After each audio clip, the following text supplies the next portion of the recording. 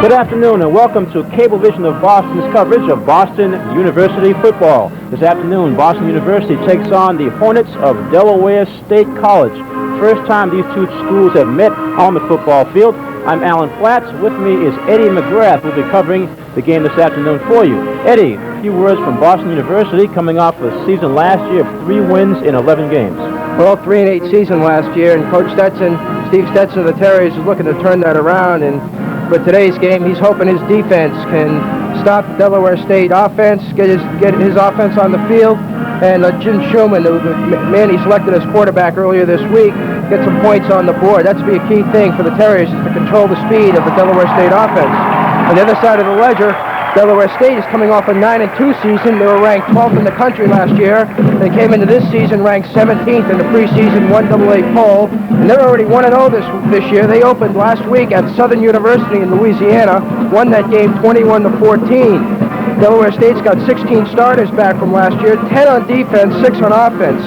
Just, I think, a story is which offense is going to be able to get some ball control and keep their defense off the field and wear down the other opposing defense, because both the schools feel that their defenses are strong units. Okay. Well, earlier today, Eddie had a chance to talk to Boston University football coach Steve Stetson. Let's hear a few of the comments from that interview.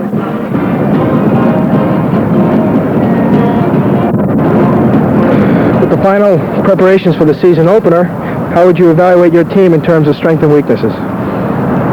Well, I hope our strength is on defense. You know, that's what we plan on, and we work real hard on it. Our defense looks good preseason. Our kicking game looks good, and on all phases of our kicking game we feel in preseason look good. And then I'd probably put our offense at the bottom, but I think we'll come up with an adequate offense also.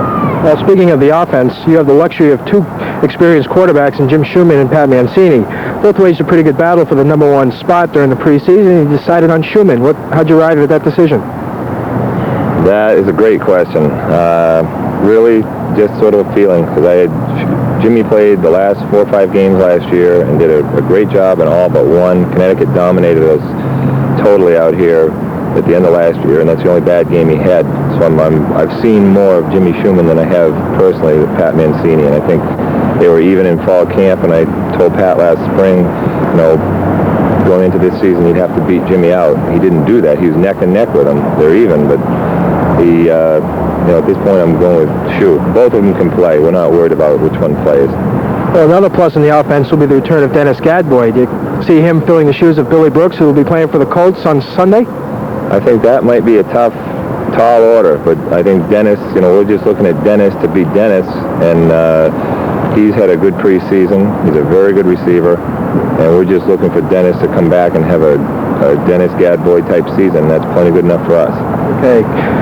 Coming off last year's season, what do you think the keys are for turning things around and contending for the Yankee Conference Championship? Well, I think first our kicking game has to be much improved, and I firmly believe it is, but we're about to find that out. Offensively, we've got to do a much better job of controlling the ball and maintaining possession of the ball. Last year we turned the ball over far too many times. I think those are the 2 big areas our kicking and our offense have to improve productively over last year. Well, how about defense? You have 4 sophomores and 1 freshman slated to start this week, and do you think it might be a youthful, enthusiastic group, or be you worried about inexperience? I think it's definitely an enthusiastic group. I think it's a pretty talented group. I think it's a pretty physical group. I'm not really worried at all as far as the first team defense, as far as inexperience. We have freshmen, we have sophomores. We have a lot of confidence in our defense. Where we could get in trouble and the whole team is with injuries, because at this level we just don't have a lot of depth. But we're not worried about our first team defense at all. Speaking of this level, you're facing the number 17th team in the country in 1AA in Delaware State. Pretty tough season opener, and looking at your schedule, it's pretty much an indication of what you got coming this season. Well, we've been preparing for it since last December, since last season got over, and our players know that Delaware State's a good team. We're all good. So yes, they're a big challenge for us to open the season. It's a major goal for us. We want to get off on the right track. We know we've got our work cut out for us, and I believe we're ready to play. What are you expecting from Delaware State, and what do you got in store for the visiting Hornets? We're expecting a lot of speed. They have tremendous size. Both defensive tackles are, well, one's 310 and the other's 320. And the 310-pounder is a first-team All-American, very good player. They have a lot of good athletes. For us to win, we've got to do some of the things I mentioned. We've got to have a ball possession type offense. We've got to keep the ball. We've got to keep our defense on the bench. They're a good defense, but people tire out. We'd rather have our offense on the field tiring out Delaware State's defense. Kicking game has to be solid, and obviously we want to stay away with the team with this type of explosive speed. We want to control them and make them earn everything they get. Well, Coach, good luck. Thanks very much. Thank you. Okay, that was Boston University head coach Steve Stetson with some interesting comments. I guess anytime you come off a season where you've only won 3 of 11 games, the key word is improvement. And you touched on some points, Eddie, the fact that he has a lot of underclassmen starting. Kickoff time here for Delaware State. Parkinson kicking to Mark Seals and Skip Johnson for Boston University. Kick is down to the 6-yard line to Seals, to 10, 15, puts inside to the 20, 25 to 30, over the 30-yard line, is tripped up and dropped at about the 34-yard line. Skip Jackson for Boston University. Good opening. Now the ball is marked right in between the 33 and 34-yard line. First and 10 for Boston University, coming from left to right on their brand new artificial surface. Brand new artificial surface just laid down right after graduation. Last May they started tearing up the old one, put down the new one. Okay, Jim Schulman, quarterback. Number 11 in the backfield behind him. Tim Barnell, number 43, fullback, and Randy Pettis, the tailback. I formation for the Terriers. First and 10 from the 34-yard line. Handoff to the second back through Pettis to the 35, over to about the 37-yard line. Bring up a second down and about 7 yards to go. We mentioned that Boston University wants to control the ball, keep their defense off the field. The key to that, of course, is having a good running game. Well, a good running game, but running inside against Delaware State is going to be difficult today. They boast the main man on the front line is a Dan Candelero, an All-American at 6'1", 310 pounds. 310 pounds. Runs a 5'2", 40. Okay, second down and 7 for Boston University at their own 37-yard line. Jim Schulman, the quarterback. Handoff this time is to the fullback, Tim Barnell, straight ahead. Just like you mentioned, Eddie, trying the middle of that Delaware State line. But now got up to about the 40-yard line, just over the 40, bring up a third down and close to 3 yards to go. I think what Coach Stetson's trying to do is just establish some type of ground game in the middle, make Delaware State maybe pinch in their linebackers a little bit, maybe get their backs in a little bit. He's got some pretty good receivers, and Randy Pettis has the speed to be able to get outside. Could be just really establishing a game plan here. Okay, 3rd and 3. Boston University staying with that T formation with Schulman at quarterback now. They split the backfield with Pettis and Barnell. Back to pass is Schulman, a screen pass to Pettis, catches behind the line of scrimmage, over the 40-yard line, up to about the 43, very close to a first down, depending on where they mount the ball. And there was a little short, looks like a 4th down and less than a yard to go for BU. Looks like a slew of Delaware State players there, like they knew that play was coming, and there was like 5 white shirts all around Randy Pettis. Really never had any move to run, and the punt team's out. Steve Jones of Arlington, Mass. is back to punt. Okay, back to receive for Delaware State. We have John Lane, who's actually one of the most versatile players. He brings back kicks, punts, and he also is their punter. Good snap to Jones. Excellent kick. Lane calls for a fair touchdown at about the 17-yard line. So Delaware State's offense comes on the field for the first time with 12:52 to go in the first quarter. No score as the Hornets and Delaware State get the ball for their first chance. Well, as far as where you get the ball on the field, BU's won the first skirmish here. Delaware State starting from the inside their own 20. Probably have to come out a little conservative. They probably would have that already. Their running game's their forte. Their passing game's a little suspect. They lost a wide receiver last year by the name of John Taylor, who will open up his NFL career tomorrow with the San Francisco 49ers. Okay, Mike Walker, the quarterback for Delaware State. Behind him, he has Pat Casey and Terrence Hoover. Handoff is to Casey, hit at about the 17-yard line, maybe falls forward for a yard. Boston University defense, front line looked excellent on that play. On the tackle for Boston University, you had number 58 for the defense. Keith McLaughlin, coach tri-captain out of Woburn, Mass, making the tackle. Had 88 tackles last year for the Terriers. Okay, give 2 yards to Delaware State on that carry. 2nd down and 8 from about the 19-yard line. Handoff this time is to Hoover, hit at the line of scrimmage and dropped right at the 20-yard line. The interior line for Boston University coming up strong on that one, as well as the linebackers.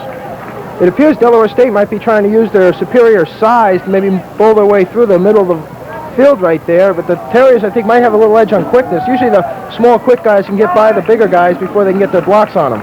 So far, it's worked out for Boston University. 3rd down and 8 for Delaware State at their own 20-yard line. Quarterback Mike Walker, back to pass, rolls out to his right, looking downfield, pass is complete. The 35 to 39-yard line to wide receiver for Delaware State, Tim Etcherson. Wide open, too. 1st down at the 39-yard line of Delaware State. Tackle made by number 27, Skip Jackson, the sophomore, making his first start today. He's from Burlington, Massachusetts. During your interview, you mentioned the fact that BU has, 4 sophomores and 1 freshman starting defensively. And there's a lot of guys in their first start today, too, so a little jittery probably a little bit, don't want to make any mistakes, playing conservative. Okay, a slightly different alignment as 2 wingbacks for Delaware State. 1st down, handoff is to Hoover coming out to the right side, drop behind the line of scrimmage. Excellent open field tackle for Boston University. Strong safety, Ken Clifford, a junior, 5'11", 187. He's got 1 letter. He played a lot last year, and he made a good job, just kept right with the man. Knew his assignment, stayed right with him. That was John Stone carrying the ball for Delaware State. Now Stone is replaced by Terrence Hoover. Hoover's 5'9", 205, led the entire nation last year in yardage per carry, averaging something with close to 8.6 yards per carry. Handoff this time to Barnell, trying the right side, hit behind the line of scrimmage and dropped the 39-yard line. So the Boston University defense seems to be able to, as you mentioned, use that quickness to get to the outside. Well, the outside linebacker on that play, Dennis Carson, did a good job of containing Barnes, making him turn it back inside into the pursuit, and Barnes really had nowhere to run after that. Okay, we have 10.5 minutes to go in the first quarter. 3rd down and 10 to go for the Delaware State offense. On that play, there was at least 1 yard gain. 3rd and 10. Mike Walker, quarterback, does a split backfield behind him. Man in motion for Delaware State. Back to pass, straight back. Walker looks over the middle. Passes short behind the receiver and incomplete. Bring up a 4th down and 10. Good coverage by the Terriers. Good coverage, and Walker seemed to rush that. He wasn't really getting pursued. I think he saw the outside guy coming in on him, but he was being blocked and rushed the pass through it behind the receiver. Terriers are going to get the ball back. Could get some pretty good field position here. Delaware State kicking from their own 40-yard line. Okay, back to kick for Delaware State is John Lane. And back to receive for the Boston University Terriers, we have Mark Seals. Seals back at about his 20-yard line. Lane gets off a good high kick, forcing Seals back to call fair catch and lets it go. Bounces inside the 10 and into the end zone for a touch grab. So BU, with 10:04 to go in the first quarter, will have their 2nd possession of the game, 1st and 10 from their own 20-yard line. Maybe some of the jitters on both sides will be gone now. Well, Delaware State, last week they had a lot of turnovers. They had 12 penalties for 82 yards. They lost 4 fumbles. You would think they wouldn't be so jittery. They've had a chance to work the kinks out of the system, while the Terriers, on the other hand, we got a flag down on the play here. Steve McLaughlin, the Terrier captain, going out to discuss it with the referee. And see what's going on. It looks like Delaware State's going to have to repunt the ball. Okay, the 5-yard penalty on Delaware State. No, longer than 5 yards. 15-yard penalty on Delaware State, taking the ball back to the 24-yard line where they will re-kick. Officials for today: referee Newton Whitaker, James Quirk is the umpire, Milton Halstead the linesman, Frank DeSimone the line judge, Lawrence Scandalapore is the back judge, Lance Goff the field judge, Bob O'Connell is the clock operator. So John Lane for Delaware State back in punt formation again. This time Mark Seals all the way up to his 35-yard line to receive this punt. Penalty was a personal foul on Delaware State. Now Mark Seals going to be on his 35-yard line. Terrier's got a break there. They maybe get another one right here. This time a shorter punt by Lane. Bounce in front of Seals. Seals lets it go inside the 30, rolling down to about the 21, 22-yard line. Well, 1 yard gain out of that. Mark Seals playing smart. He didn't return punts last year. He returned kickoffs, and it might be a big difference. Big difference. And they'll take a chance. The ball was bouncing. Delaware State had good coverage on that. Again, play conservative. Don't give up the ball that close. Okay, first and 10 for Boston University, right over their own 21-yard line. Jim Schumann bringing his offense out again with Jim Barnell and Randy Pettis behind him. Dennis Gadboy, back from some injuries from last year, is prime wide receiver. Gadboy's an excellent receiver. Look for him to get the ball a couple times this afternoon. In motion for BU is Mark Ferrara. Pitch back to Pettis, bobbles the ball, gets over the 21-yard line, spins away, past the 25 to about the 27-yard line. Good running by Randy Pettis. Good running by Randy Pettis. He's a junior, 5'10", 195 from Waynesboro, Virginia. Terriers have had a long line of good tailbacks over the past couple of years, and Coach Stetson is looking for Randy Pettis to take his spot in that line. Last year, he had, as a sophomore, had 716 yards and 171 carries, and they're looking for improvement on that figure. Okay, have a second down and about 6 yards to go. Split backfield this time for the Terriers. Schumann looks over the zone defense of Delaware State Hornets. Schumann bats to pass, looking out to the sidelines, overthrown and out of bounds. Double coverage that time on Mark Ferrara going down the left sideline. Well, Delaware State's putting 5 men right up in the line of scrimmage and putting and 3 linebackers right close, right behind them. There's only 3 people in the backfield, and I think the Terrier coaches who are upstairs with us here are seeing that and maybe trying to get the ball open a little bit. It seemed that after that first series, the Delaware State defense pretty much adjusted to try to stop that inside running of BU. Yeah. I formation again for the Terriers. Schumann with Barnell and Pettis in the backfield. Schumann pitches out to Pettis coming right. Grab behind the line of scrimmage and knocks down to the 27-yard line. Ends up a 4th down and 4 to go. 9 minutes to go in the first period. And so far, defenses have pretty much controlled things. And Derek Andrews, number 59, a junior, made that tackle. Just good pursuit. Just didn't give up. Didn't let Pettis turn the corner. Okay, 4th and 5 from the 27-yard line. Steve Jones bats a kick for BU.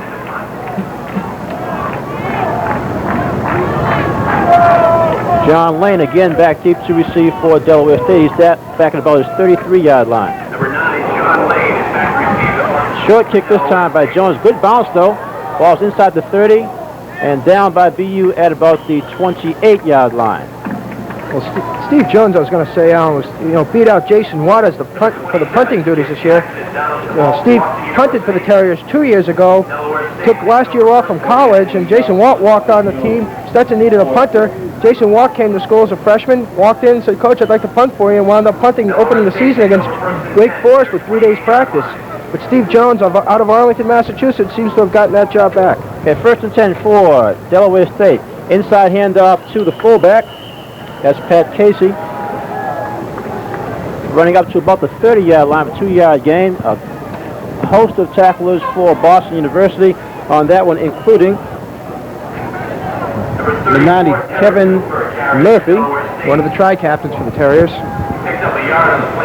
Only 1-yard gain, 2nd down and 9 for Delaware State. Haven't really had a chance to see any of that Delaware State speed yet. We tried a couple of outside plays that were contained by Boston University. Handoff again, this time goes to John Stone from the fullback spot, hit behind the line of scrimmage and dropped for a yard loss. Well, you might see that speed come up as maybe later in the game in the second half. It's a warm, humid day. It's on an artificial surface. It's going to feel even warmer as the teams start to tire. The speed guy might get an advantage, get that extra step, and be able to break one. Okay, after a yard loss on that play, we have a 3rd down and 10 for the Hornets from Delaware State. Mike Walker, the quarterback, comes out, still has Casey and Hoover behind him.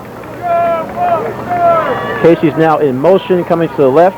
Rolling back to pass is Walker. Looks downfield, avoids one tackler, now rolls to the other side. Completed pass to the 30-yard line, 35. Out of bounds about the 37-yard line for Delaware State. That's Phil Washington. And that was Tom Latka who just missed getting the sack there.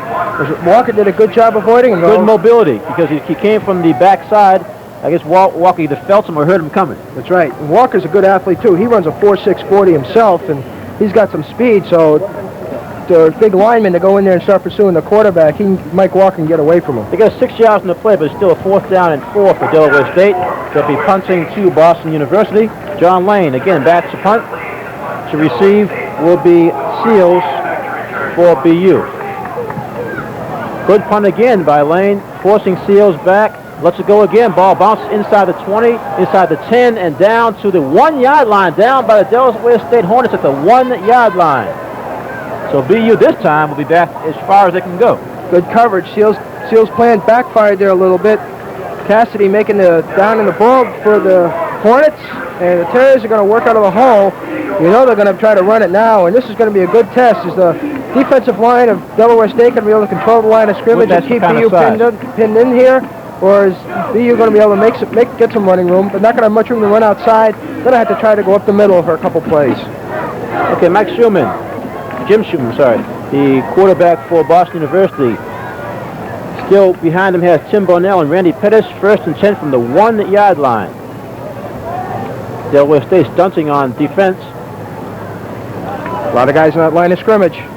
Schumann hands off, hit and stopped right at the line of scrimmage is Bonnell. Delaware State players asking for a safety. He was thrown back into the end zone, but his forward progress may have gotten him back to the original line of scrimmage. If he got a foot, he was lucky. Well, actually, he did lose some yards, because now they have it between the 1 and the goal line. Looks like the nose of the football, the back nose of the football is touching the line. There isn't.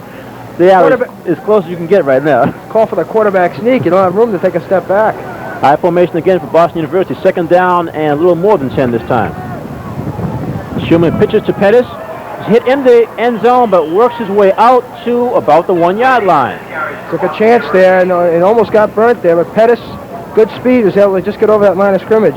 Trying a pitch out to the short side of the field also. That's right. Be interesting to see what they call now. It's obviously got to be a running play.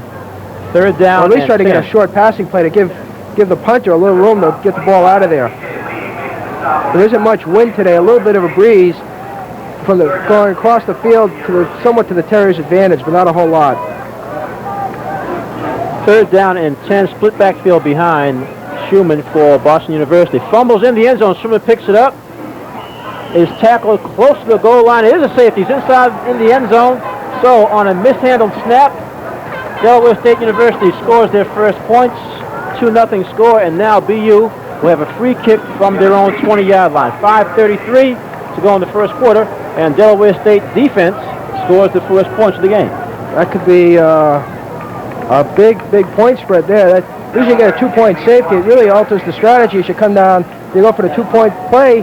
2-point conversion could come into play coming down the 3rd and 4th quarter here. It's interesting because it all started with the judgment on the punt. You mentioned that earlier. That you have a kid like Seals who's not used to judging punts and catching them. He let 3 of them go. This last one really hurt them going down to the 1 yard line. Had gotten lucky in the previous 2 that they went into the end zone and not too far back. Okay, free kick for Boston University from the 20 yard line. They're going to place kick it here.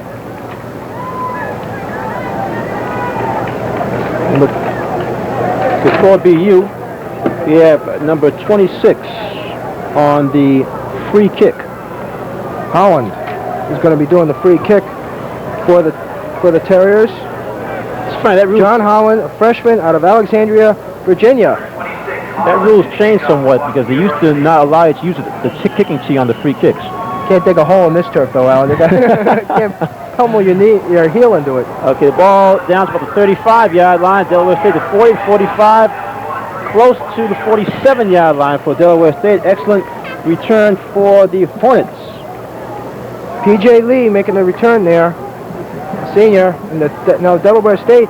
This is their best field position so far in the game. 5:28 to go in the first quarter, and now their offense is as close to midfield as they've been. Plus, there's a chance where they can really put the Terriers into a hole if they can come down and get a touchdown here, or at least get a field goal. The onus is on the Terrier offense to get something going. Quarterback Mike Walker hands off again to Hoover, works his way up to the 50-yard line, gain of about 3 yards on the play. Now Hoover last year, we mentioned earlier, had an amazing per carry average, over 8 yards per carry. So far, they haven't really featured him that much as far as the running game is concerned. They've mixed things up, and he hasn't carried the ball that often. Last week, he had 23 carries for 73 yards and a touchdown against Southern. Last year, he rushed for 962 yards in the season and averaged 96.2 yards a game. So definitely a talent. 4.7 40 man. We will see him. 2nd down and 8. Casey in motion again for Delaware State. Rolling out to his left. Walker looking deep downfield. Throws to Casey.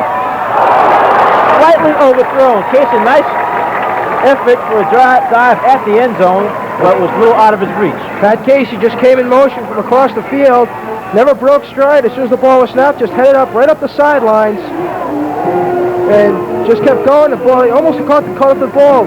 Walker throw it up there for Casey to try to run underneath it. Ricky Cook covered on the play for the Terriers. Casey had him beaten by maybe a step. The ball was just slightly overthrown. It was a touchdown if he caught it. 3rd down and 8 for Delaware State from their own 49-yard line. Mike Walker again. With split backfield behind him. In motion this time to John Stone. Again, Walker rolls out to his left, looking downfield. Now avoids one tackle, is hit and dropped back to the 40-yard line. That time it looked like he was looking over the middle for a first down possession pass. Everyone was covered by the BU defense. And on the play is a loss of 10 yards. And Bill Carraher, number 60, a sophomore, making his first start, picks up his first sack, I think, of his career. One of those young players you mentioned earlier. Right. This is his first start. Those are the kind of players, you hopefully get some, usually try to get some experience against a lesser opponent, get a win in the first game. And like I mentioned to Stetson in the previous interview, this is the type of team you normally open with. Right. You have John Lane punching for Delaware State. Mark Seals is back again. A low punt this time. Seals comes up and lets it go inside the 10-yard line, rolling down to, again, the 1. Boston University's second consecutive possession will start from inside their 1-yard line. I don't understand why Mark just doesn't try to just fall on the ball. On that one, it was different from the previous two. That was a low kick. It did start to bounce. Usually you have players come up and try to get it on the bounce, like you said, just cover it. Yeah. That play, it did take a slight veer on one of the bounces. He just let it go. Coach Mike Kelleher, assistant coach of the Terriers, and Sam Stepney down there talking to Mark Seals. There will be some halftime discussions, I know, about the punt coverage. All right, 1st and 10, inside the 1-yard line again. 3:51 to go in the first quarter. Schumann comes out with split backfield, Barnell and Pettis. Back to throw. Schumann looks out to the sideline. Pass is complete to the 5-yard line. Dennis Gadboy makes his first catch in 2 years. Gadboy missed last year, pulled a hamstring against Wake Forest the first game of the year, and first injury he's ever had, and kept him out for the entire season. He was redshirted, and he's back. He's going to be a big plus for the Terriers. It's always good to get that first hit after you've been out so long. Okay, single coverage on that play. Schumann just dropped back a couple of steps and threw quickly to the sideline. Lost the 6-yard line. 2nd down and 4 to go for Boston University. Schumann again, quick drop, hit behind the line of scrimmage. The officials are calling it an incomplete pass, saying his arm was in motion.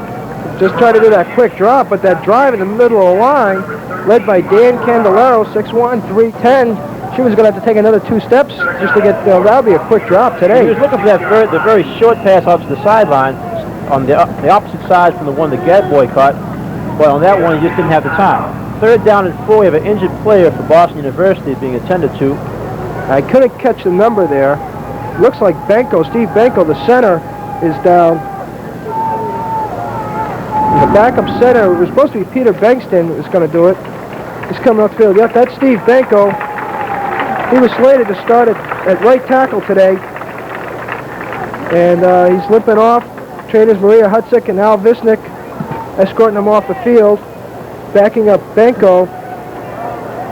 At right tackle will be a sophomore, Greg Nazarian, 6'4", 236, number 71. BU's facing a 3rd down and 4 to go.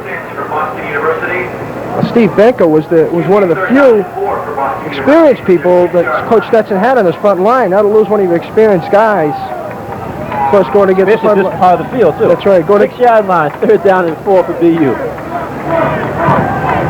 Schumann still with Barnell and Pettis split behind him.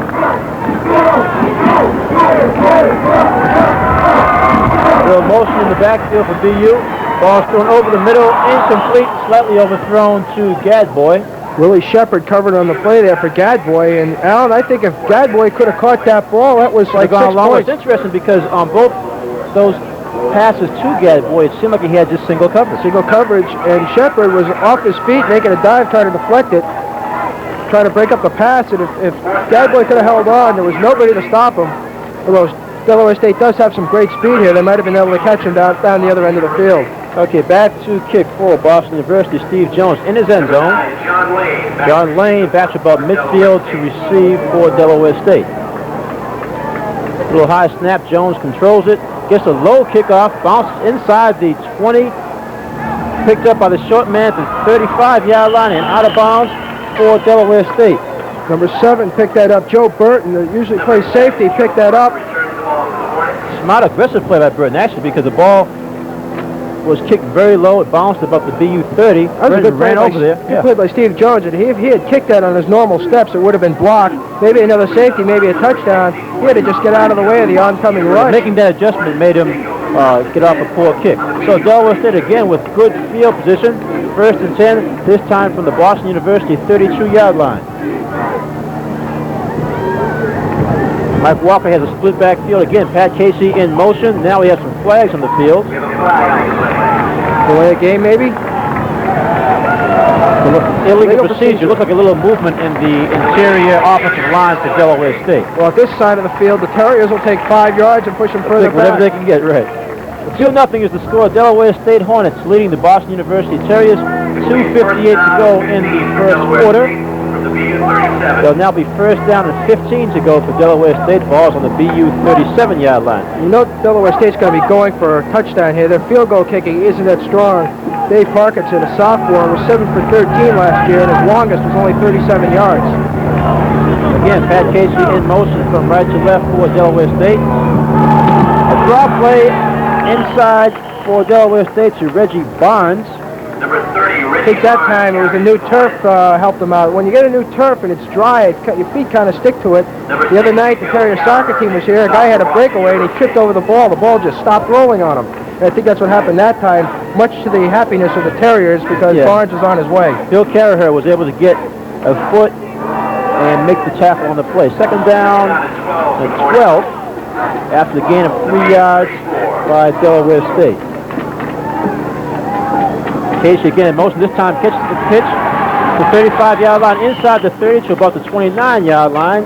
Pat Casey for Delaware State. Junior, 5'11", 184 pounds, out of Brooklyn, New York. They've done a lot of things with him. They've had at least 3 different plays with him coming out of that motion from right to left. He almost had that long pass for the touchdown. They've given him a couple of pitch outs, and that one was a regular handoff. Well, one thing the Hornets are using a wing T formation, which is a very unusual formation. Not too many schools use it, and what presents a problem is when you face it, you haven't seen too much of it, and your players don't know how to react to the motion. Young players, too. Exactly. 3rd down and 7 for Delaware State. Ball to the Boston University 29-yard line. Back to pass is Walker. Looking, being pressured down the sideline. Now throws over the middle. Balls bobbled and incomplete. Delaware State. Gerald Cordova had the ball in his hand, a tight end for Delaware State. Couldn't control it. Drops it incomplete. 4th down and 7 for Delaware State. But that was Tom Latka again, the defensive end, number 64, putting the pressure on Walker. Coach Stetson said this morning's Herald that he's a big game out of Tom Latka and Kevin Murphy on the other side of the line there, and Lacka's owning up to his responsibilities right now. And now we're going to see Parkinson try a field goal from about the 36-yard line. It'll be a 46-yard attempt. Good snap, ball up, and it's wide to the right. No good. Just barely had the distance. It looked like it might even hit the crossbar if it was on there. Okay, so with 1:28 to go in the first quarter, the BU's defense does a good job pressuring quarterback Walker on his 3rd down pass. Now the Terriers take over, 1st and 10 from their own 29-yard line, looking to try to get some offensive going. The last 2 times they had the ball, they were inside their 1. Now they have some breathing room. It doesn't help them to try to get any game plan established when you're that close to the thing. There's not too much you can do. Okay, Schumann comes out with his I formation again. Pettis is the tailback.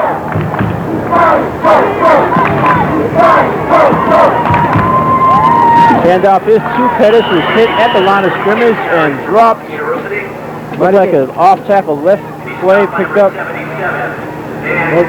Dan Candeloro, we mentioned him, 310 pounds on a 6'1" frame, but he's actually been mentioned as a possible All-American candidate. Well, he was a preseason All-America according to Sporting News. Last year he was second-team All-American. It was the Mid-Eastern Athletic Conference Defensive Player of the Year. Led the team with tackles with 83 and was second on the team in sacks with 5. Second down and 9 for BU. Less than a minute to go in the first quarter. Delaware State leading 2-0. On a draw play to Pettis. He's hit behind the line of scrimmage at the 28-yard line. Linebacker for Delaware State on that play. On the tackle we had Kevin Bryant. I think Derek Andrews is on it too.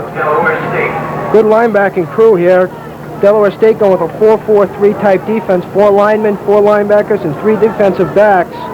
And Eddie, it's interesting. You mentioned some speed on the Boston University defense. We're seeing some speed as far as the linebackers and defensive backs for Delaware State. Yeah, they're covering up pretty good. Pettis really hasn't had a whole lot of room to run here. And now we have a split backfield for BU on a 3rd down and 10. Jim Schulman rolls back to pass.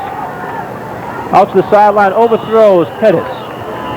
On the play, Pettis was covered pretty well by Andre Williams, the inside linebacker. So 4th down and 10 now for the Terriers. We have 2 seconds to go in the first quarter. And it's just, I think what we're seeing here right now in the early going as the first quarter is going to be coming to the close after this play, 2 seconds remaining, is that Terriers offense, like Coach Stetson said, needs a little bit of work, a little fine-tuning, and just some overthrown passes a little bit.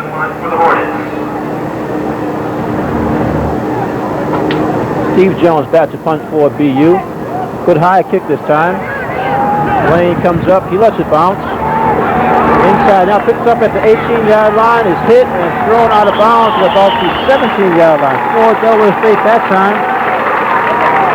Skip Jackson making the play there for Boston University out of Burlington, Massachusetts. Just got a hold of him and wasn't going to let go. That was Tim Johnson on the receiving end that time instead of John Lane, who'd been back for the first few punts. Skip Jackson's making his first start today, and thank God they don't have tearaway jerseys anymore, because that's all that Skip had of them. Okay, ball's in between the 12 and 13. It's the end of the first quarter. They'll switch ends of the field. Delaware State will have a 1st down and 10 to go at about their own 17-yard line. Delaware State leading Boston University 2-0 this afternoon from a Nickerson Field on the campus of Boston University. That score, it sounds like we're playing at Fenway Park. Right. That was a 56-yard punt by Steve Jones, and really gets the Terriers out of the hole of being deep down in their own end. Hopefully now the defense can hold the Hornets, force a turnover, and the Terriers might be able to get the ball on the 40 or 50-yard line and get some room to maneuver a little bit. Well, you mentioned the very first series that in a game like this where teams have not played each other, the field position is going to be as important as anything else. You got to capitalize on mistakes, or at least make your own breaks, and Delaware State did that. I'm not saying that, on the downing the punch down deep down. Good coverage, yeah. Yeah, it's been good coverage on the punch, and they're able to get 2 points. And 1st and 10 for Delaware State as we open the second quarter. Single backfield with 2 wings for Delaware State. Handoff straight up the middle. Goes to Hoover, bounces off 2 tackles and works his way up to the 28-yard line. Enough for a 1st down. That's the best running play of the day for either team. Terrence Hoover finally getting a little room up the middle. Some misdirection on that one. Delaware State seems to be mixing up their offense a little more now. That was Darrell Patton, missed the initial tackle, had his arms running. Running back just ran right out of it. Okay, 1st down and 10. Has a gain of 11 yards for Hoover. Delaware State comes out with a split backfield. Pat Casey again in motion. This time again the handoff is to Hoover. Straight up the middle, hit and dropped. First contact looked like number 49 for Boston University. Jack Rybold there, sticking right in there. 2-time letter winner already. The holes there are getting a little bit bigger now. Alan, there was a lot of room in the middle of those last two plays, right? Last 2 plays. There's been some room for those running backs to get going. Okay, on the play is a gain of 2 yards by Hoover. 2nd down and 8 for the Delaware State Hornets, who are coming to Boston University for the first time. First time these 2 teams have played. Familiar with Boston, though. They've played Northeastern a couple times. Mike Walker again, hands off. This time up the middle again. They're really testing the middle of that Terrier defensive line. 3-yard gain on that play. They're getting some room too. They're gaining on each on each down. And what's Kevin Murphy on that tackle for Boston University. And as you mentioned, Eddie, there is some movement in the line. Early the first few series, the BU defensive line was very strong. Now it seems like there's some movement because of the offensive diversity by Delaware State. I'm wondering if the Delaware State's kind of using a little bit of misdirection with the quick move first. You make their quick move and then go the other way. 3rd down and 5. Fake handoff, back to pass. It's Walker rolling out to his left. Looks like he's going to run. Cuts back inside and hit and dropped at about the 38-yard line, 39-yard line. That should be enough for a first down. Then when you have a good athlete at quarterback like a Mike Walker who can run, he's going to be a threat either throwing the ball or running with the ball. It presents a problem to the defense because if he can tuck it in and get going up that sideline, he's going to get some yards. Likewise, he can sit there and throw. Because on that play, BU had good secondary coverage. Walker did give him a ball fake like he was going to throw it, then tucked it in and made the necessary yards for the first down. 13 minutes to go in the second quarter. 1st and 10. Handoff is to Casey, trying to find some running room. Nothing there at all. Hit and dropped at the line of scrimmage by the interior Boston University defensive line. On the hit, had a linebacker coming up, number 51 for BU. Casey carries for Delaware State. Okay, Matt David. And the line, looks like BU's defense is making a couple of changes between the first and second team. Maybe that fatigue factor is starting to...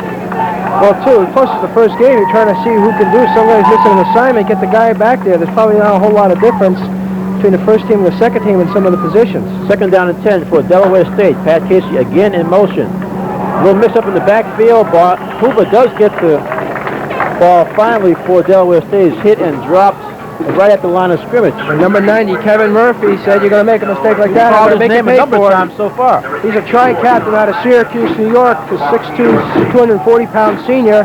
Last year he was 3rd on the team in tackles with 91 and led the team in sacks with 9 and with fumble recoveries with 3. Good quality ball player, good intelligent kid too. And he's gonna make you pay for mistakes like that. So we have 11:45 to go in the half. 3rd down and 10 for the Delaware State Hornets. Split backfield as quarterback Mike Walker brings his offense out. They keep that receiver in motion. Now we have some motion from the other receivers offside. A little over-anxiousness. This isn't the Canadian Football That League. was John Lane. Had 2 guys in motion. The only problem, one of them was going forward, too. Well, that's the wide receiver. We're talking about the wide receiver. John Taylor last year was just a phenomenal wide receiver for the Hornets. Great stats, got drafted by the 49ers, made the team, just like BU had Billy Brooks from the local area, made the Indianapolis Colts, and he'll be lining up against the Patriots tomorrow afternoon. Okay, we have a 3rd down and 15 now after that 5-yard penalty. Different alignment, double wing, and a single running back. Pat Casey goes in motion to fake to Casey. Rolling to the right is Walker looking deep downfield. Lost a long pass. And we have interference on the play. Boston University's defense was totally beaten on that one.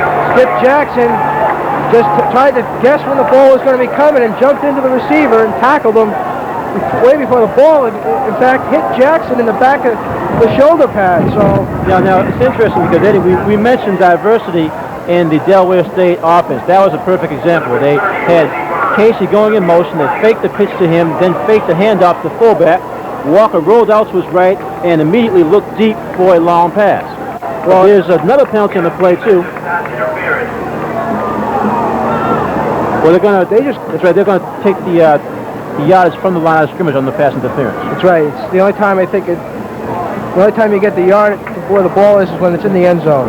So, pass interference on Skip Jackson, Delaware State. That play's been working for him. Man's been open. If Walker can get the guy a ball that long, Casey's just been going right around and just takes off downfield. The 15-yard penalty and 1st down for Delaware State. Ball is now at the 49-yard line of Delaware State. 1st and 10, 11-13 to go in the half.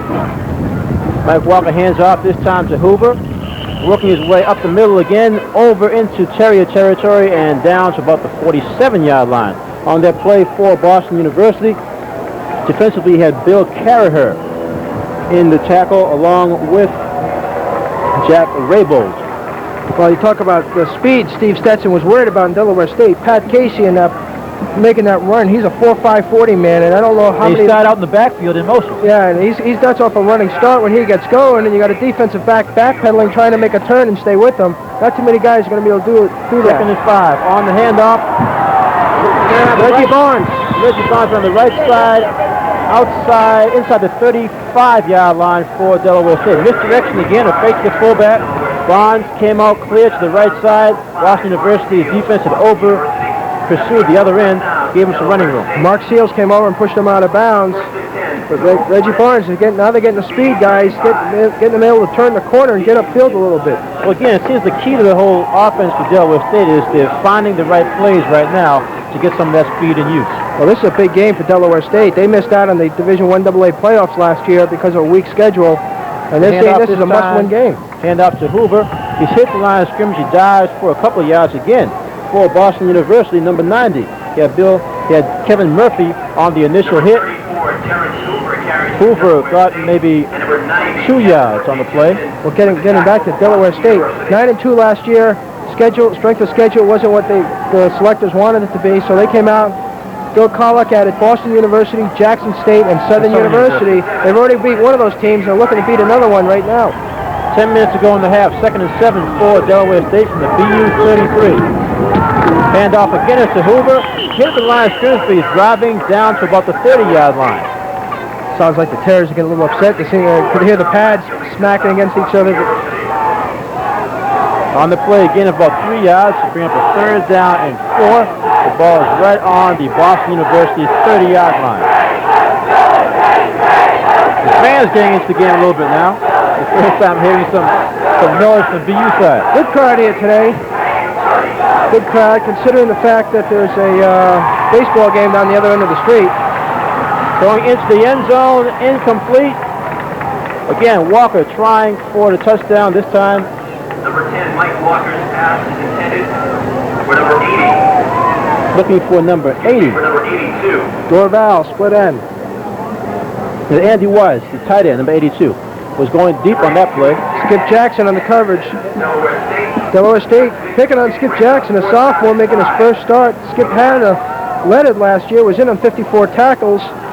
But Delaware State must think he's the weak man in the secondary. And Keep going at him. They're going right at him. Trying for a field goal. This time will be about a 37-yarder. Hawkinson gets it up in the air, deep downfield, off to the right again, and no good. So, that even though Delaware State's offense has pretty much started to move things here in the second quarter, they're still just holding on to a 2-0 lead. Well, the defense is bending a little bit, but it hasn't broken.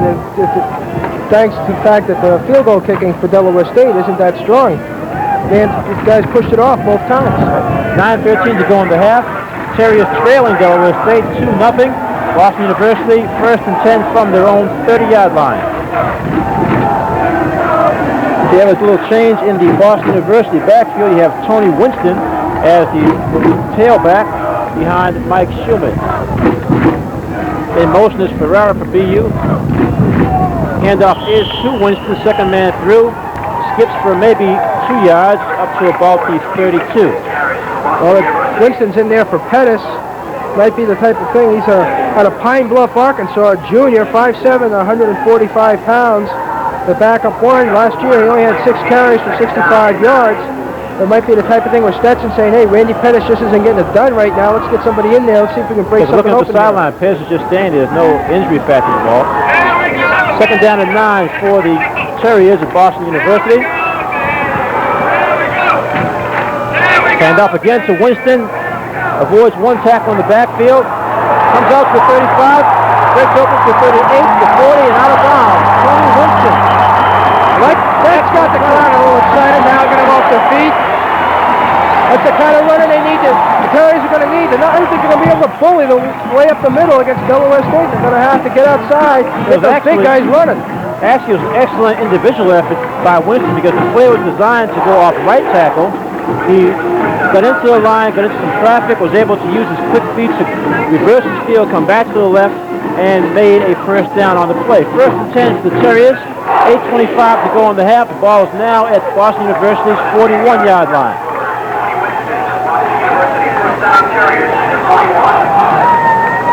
Again, Winston this time trying the right side, has hit the line of scrimmage and thrown down by 3 of the Delaware State Hornets. The thing is, too, is though when Tony Winston's not that big, when he's going to get a big linebacker like that, he's got his arms wrapped around him, he's not going to break that tackle. The first player, Librant Robinson for Delaware State, was the first one to hit Robinson will behind the line of scrimmage, loss of a yard, second down and 11. On your screen, you see Steve Stetson in his second year coaching the Terriers. Came here from Hamilton College in Central New York, and he went to Hamilton from Boston University, was the offensive coordinator and the now athletic director, Rick Taylor. Second and 11 in motion. Mark Ferrara pitch back to Winston this time, trying to find some running room. Nothing there. Delaware State defense pursuing very well, hit Winston and knocked him out of bounds for a 2-yard loss. Well, that's just they stood up the offensive line and didn't allow themselves to get cut down or get pushed out, and there was just no room. That is the key thing. They're just not getting any movement. The Terriers aren't getting any movement on the defensive line for Delaware State. It's the size factor there, too. You know, Delaware State averaging 250. After Candelero at 310, you got Charles Loney at 230, Librant Robinson at 220, and Robert Presby at 252. So they're going to match head-to-head with the offensive line. Third down and 13. Ferrara again in motion. Fakes the pitch. Schumann back to pass. Looks downfield. Throws over the middle. Over the head and incomplete. On that play, Schumann was trying to get the ball to Andy Wise, a tight end for Boston University. That was just a safe pass there. He didn't have time. Getting pressure from both ends. Yeah, that makes Schumann, I think, 2 for 7 now unofficially for just 7 yards. And I think Winston's run might have been their first down of this half. And as we mentioned, that was pretty much all on his effort. Fourth down and 13. The ball's on the 38-yard line. 7:35 to go in the first half. Steve Jones again backs punt for Boston University.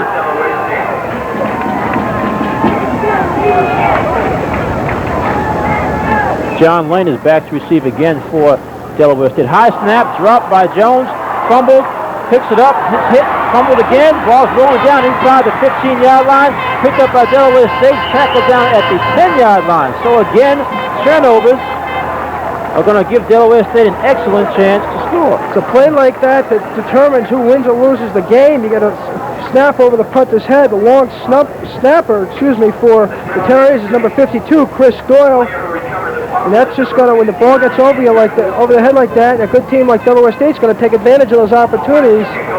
Nothing Steve Jones could do. Never had a chance. Went right through his hands.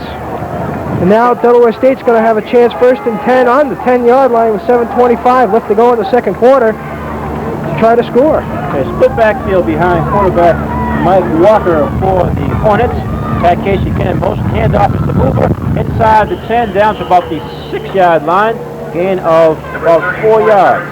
You know, the defense has done such a good job this half. They've been on the field a long time. BU has done a good job of keeping Delaware State off the scoreboard. They haven't given up any points yet, and now it's the special teams is letting it down, and that's one area Steve Stetson thought his team was pretty good at this year. In your pregame interview, Stetson emphasized the fact he has to keep his defense off the field. It hasn't happened so far. 6:55 to go in the first half. Second down and 7 yards to go for touchdowns for the Delaware State Hornets. Some motion in the interior line of Boston University. Defensively, a little over-anxiousness. The BU-BC rivalry, I think, is heating up for this season now. And they just announced the Rutgers-BC score. Rutgers is winning, and they got a charge out of the crowd. Okay, offside on the Terrier defense. Half a distance to the goal line penalty, so now the ball is at the 3-yard line, bringing a second down and 3 for a touchdown. Goal line unit in there for the Terriers. They have switched up some players on the interior line. Handoff to Hoover, drives into the end zone for the touchdown. 4-yard carry.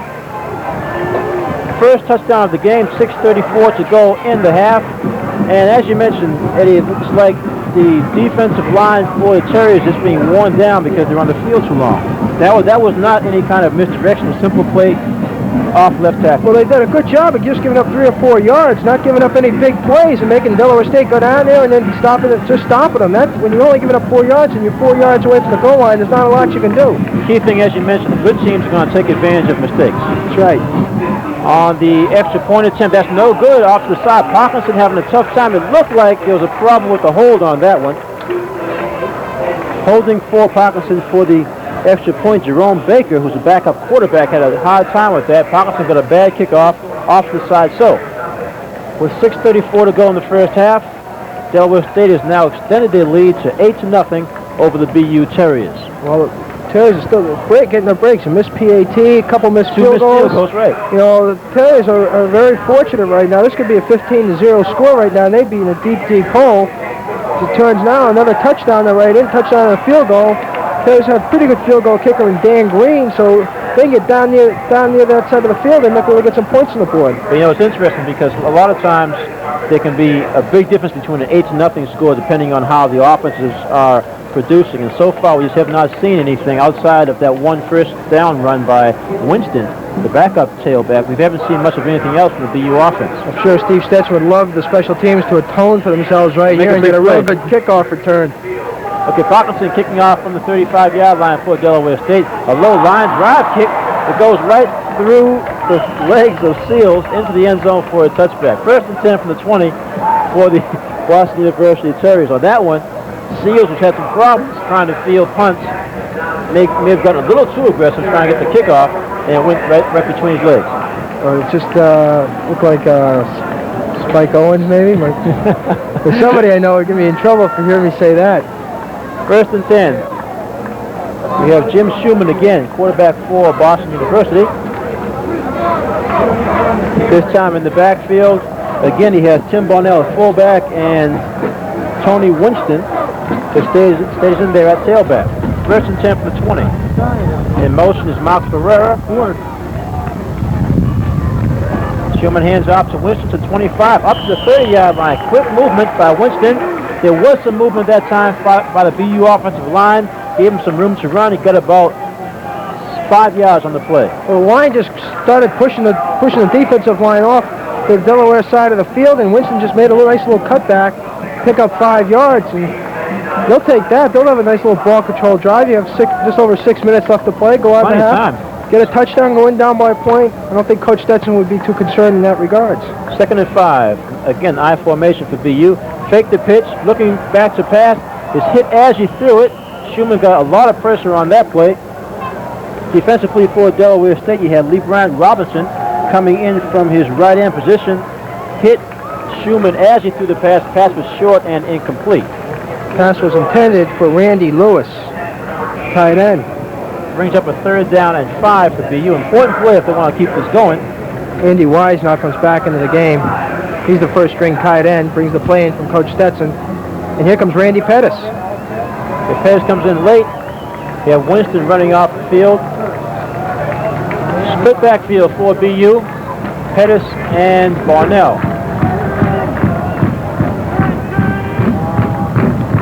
Schumann straight back to pass, looking up the sideline. Gadboy has it to 30, up to 35, and down to about the 35-yard line. And Schumann paid the price for that one. Delaware State came out with the all-out blitz. Schumann got his bell rung there. Shirt's a little awry, you know. Well, he did get the first down. He got the first down. He threw it to the sure hands of Dennis Gadboy. It was just, Gadboy could have, again, good tackle on part of Delaware State. Gadboy breaks that at 6 because there's nobody within 25 yards of Gadboy. It's amazing because looking at the preseason reports, it would seem that teams would think that Gadboy would be BU's main receiver, but so far he's had single coverage all day. First and 10 for BU at the 35-yard line. 5:15 to go in the first half. BU trailing 8-0 again. Looking out to the left side, this time the pass thrown a little too soon and behind Mark Ferrara. Looked like a bad pass route by Ferrara. Schumann thought he was going to stop and just catch the pass, and some miscommunication there. That's the first game kinks that you got to work out. Steve Benko is back in the game and just kind of held him there. Benko's pushing. Pettis comes up. Walker just points. He pushes Benko out of the way and says, "Hello, Randy," and boom, down he goes. 2-yard gain, 3rd and 8 for Boston University. 4:35 to go in the half. Again, Mark Ferrara in motion for BU. Handoff to Pettis on a little misdirection. Hit twice. Flags down, pass up to 45-yard line. Looks like it might have been a face mask penalty on a Delaware State player. Unintentional face mask. But Pettis did a good job on that one, breaking 2 tackles right after he got to the line of scrimmage. Interesting play. Now Terry's starting to make their breaks a little bit. It will be for Delaware State on that play. The tackle was finally made by cornerback Mike Cherry. who came up to knock Pettis out of bounds at about the 46-yard line. There you got Randy Pettis there, 716 yards last year. He also had 14 receptions for 55 yards. Okay, a 5-yard face mask penalty against Delaware State. That'll take the ball over midfield. BU now will have a 1st and 10 from the Delaware State 49-yard line. And one thing maybe work in the Terriers' favor, if they have to settle for a field goal down at this end of the field, it's kind of protected by the 3 dormitories and Case Gym, Walter Brown Arena. A field goal attempt by Dan Green could, wouldn't be as altered with the wind as it would be on the other end of the field where it's open. A 1st and 10 for BU at the 49 of Delaware State. Hand up against the Pettis, cuts inside to the 45, spins, still driving inside the 45 to about the 44-yard line. Nice 5-yard gain by Randy Pettis. That's the type of running the Terriers want to see from Randy Pettis this year. Just keep hard driving. Took 5 men to bring him down that time. Kevin Bryant on the tackle for Delaware State, along with the 91 Colin Campbell. Pettis is doing a much better job since he's been put back in the game. Recruited by assistant coach Mike Gibson. When Gibson signed him, he was all sorts of happy because he thought Randy Pettis was a big find and a big steal to get him to come up from Virginia to Boston. 2nd down and 5 for BU. Hand off the fullback this time. Tim Barnell. Barnell driving up the middle. 7-yard gain, 1st down for the Terriers of Boston University. In the I formation, which the Terriers run out of, it's usually the tailback that gets the ball all the time and the fullback that takes all the punishment blocking. Once in a while, you kind of give him a little tease here. You can carry it this time. Tim Barnell makes the most of it, gets another Terrier 1st down. Barnell's a junior, 5'11", 214 from Lima, New York. Last year, he had 66 carries for 215 yards and 2 touchdowns. So we have a timeout on the field with 3 minutes and 39 seconds to go in the first half. Boston University has a 1st and 10 at the Delaware State 38-yard line. The best drive for BU so far today. And that was Delaware State taking that time out. Defensive coaches saying, hey, we got to stop this a little bit. They shouldn't be pushing us around like this. And BU and Coach Stetson and Coach Gibson call the entire offensive unit to the side of the field to give them some instructions. Well, I think encouragement. I think there's not much more you can tell them right now. They're doing everything they're supposed to do. Well, as you said, a score here going into the half could be very important for the Terriers, not only because it makes the game a lot closer, but they just have not played that well offensively so far. Well, this type of drive is going to at least give them encouragement going into the half. There's 3:39 left to play in the first half. Delaware State leading 8-0, but you get a good drive like this and you say, hey, we've established some things, let's go out and work on those, improve on those, and get some other alternatives off of that as far as the offense goes. Maybe we could break one of these. We've already seen Gadboy. Gadboy's not that far away from breaking one. And he's still getting single coverage as he goes wide out to the right. This time they have a double receiver on the right side with Gadboy and Ferrara. Ferrara now in motion. Handoff is to Winston as the tailback inside the 40, cutting outside and dropped, forced out of bounds at about the 38-yard line. Not much on that one. Well, they're getting double coverage. What's happening is the Delaware State is double covering Gadboy. They're putting a linebacker down low on the short stuff, and then Joe Burton, the safety, picks him up if he goes deep. The linebacker releases him. On the play, maybe a gain of a yard. 2nd down and 8 for BU, as we have 3 minutes and 34 seconds to go in the first half. Ball's on the 36-yard line of Delaware State. Delaware State Hornets leading the game 8-0, scoring a safety and then a touchdown, and missing the point after touchdown. Hand off again to Barnell. This time he's hit right at the line of scrimmage. That wasn't the going initial anywhere. hit, Andre Williams for Delaware State, hit Barnell right as he got the ball and dropped him to the line of scrimmage. No gain on the play, 3rd down. Andre Williams had 8 tackles and a fumble recovery in last week's victory over Southern, 21-14. The Hornets won that game. And again, in that game, as a matter of fact, Delaware State was on the road playing down in Louisiana. And Tony Winston comes off the field and is being treated by Al Visnick and Dr. Leach.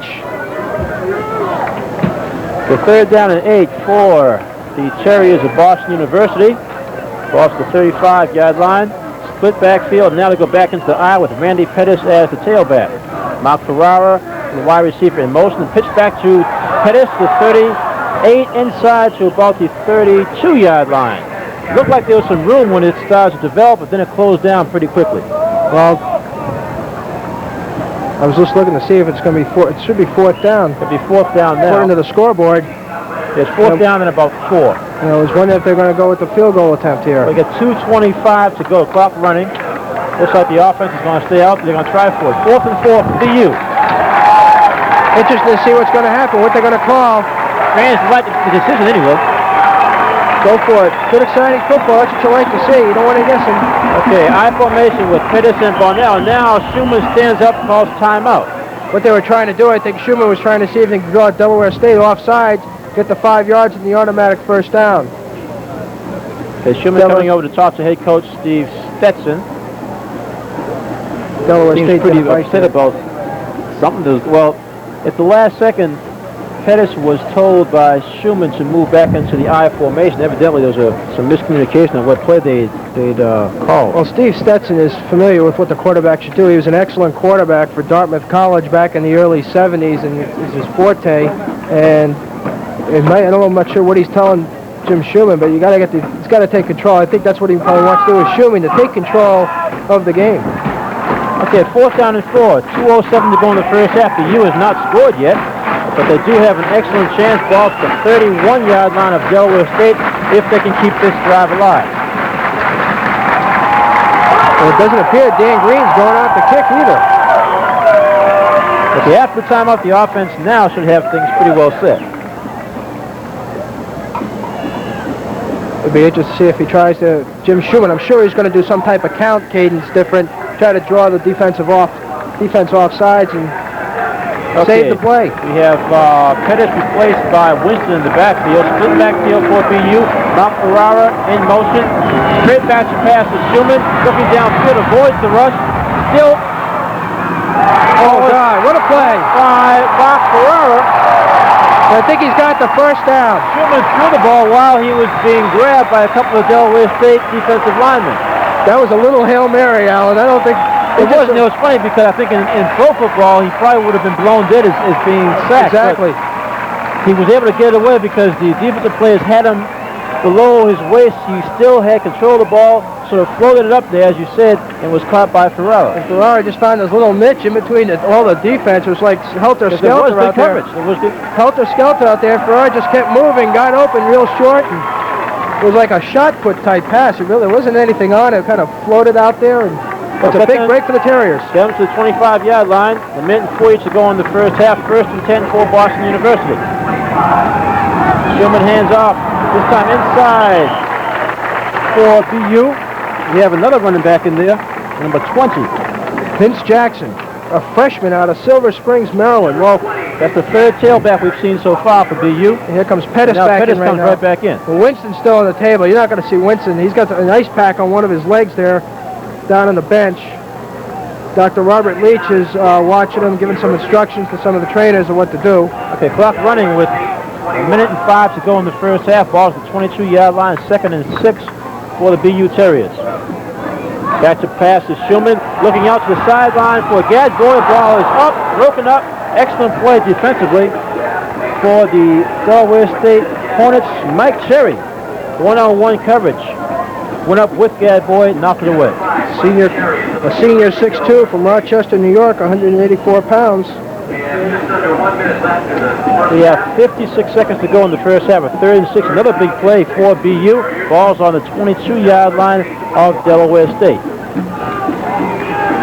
Pettis and Barnell still in the backfield behind quarterback Mike Schumann. We have split wide receivers. To the right, you have Gadboy. To the left, you have Mount Ferrara, who's now in motion. Schumann hands off to Pettis, driving the middle inside the 20 down to about the 18-yard line. Clock still running. 45 seconds to go in the first half. And here comes Dan Green. BU brings on the field goal unit. Dan Green will be doing the kicking here. Lost the place kicking job last year to a guy named Ashley Dussel. Timeout BU with 31 seconds to go. Dussel came in off the soccer team and used up his soccer eligibility. Big, strong guy, played forward and figured he'd give it a shot, and wound up taking over the kicking duties. So I know he can kick the football as well as soccer ball, right? We got some BU stats here. Jim Schumann this half is 4 for 12 for 23 yards. Randy Pettis, 11 rushes for 28 yards. not exactly the type of stats that are going to make the defense alter their strategies a little bit, but this has been a good drive. We've seen a lot of players, as we had in the screen. BU has 23 Letterman returning from last year's team, but when you come off a 3-8 season, a head coach like Steve Stetson has to look toward mixing things up and, like you said, trying to find the kids who are going to be able to play and play well for him. We're going to make those guys who are coming back from that team realize they're going to have to work harder and improve if they want to get out in the playing field.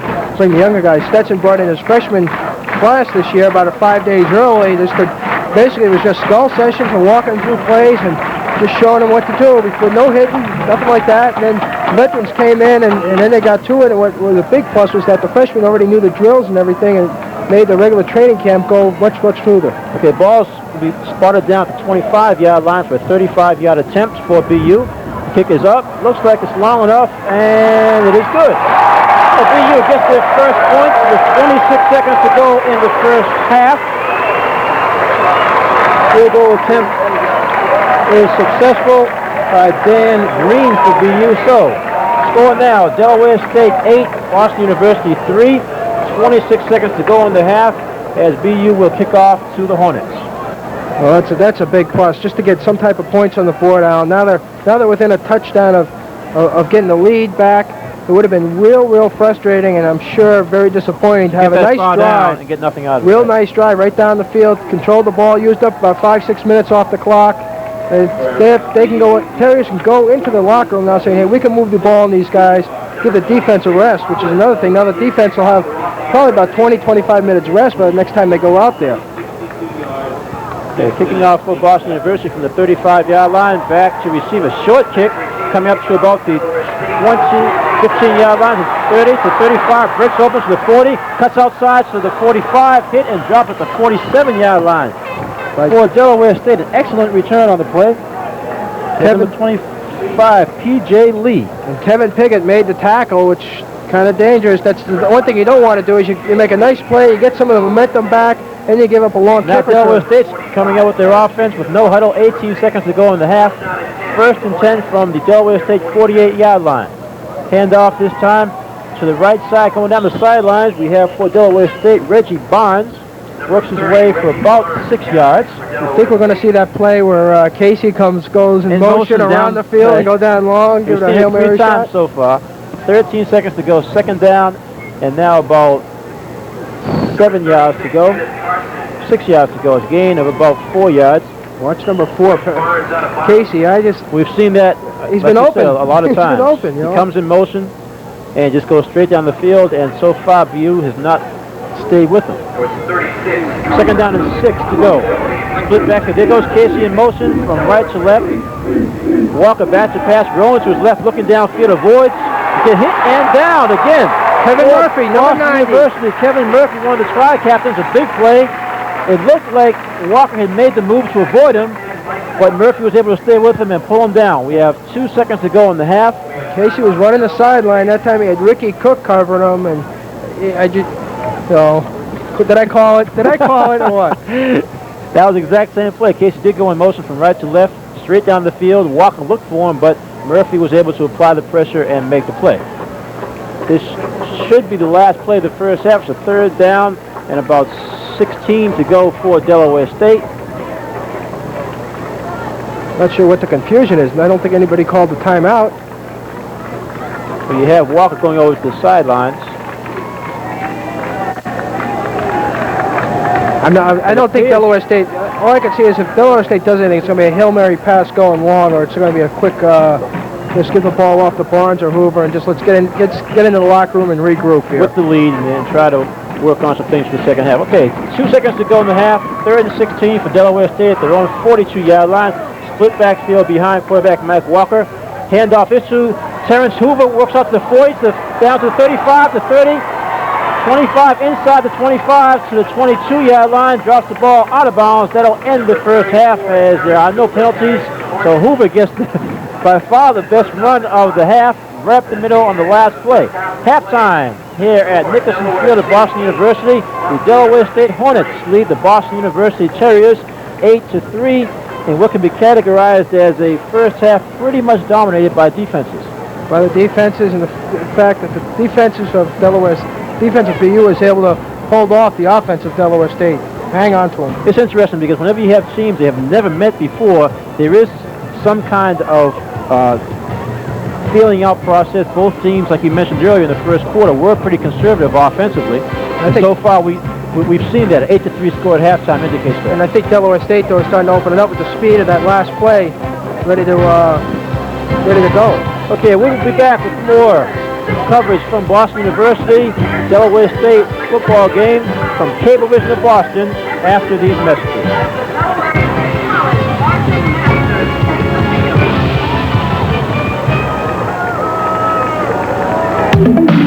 A lot of famous people got their start right here in the schools of Massachusetts. But that's not the only thing these people have in common. You see, they're all people who wouldn't let anything stop them, especially not drugs. So if you go to school around here, don't let drugs stop you. You know, growing up to be famous isn't really important. What is important is that you have the chance to grow up.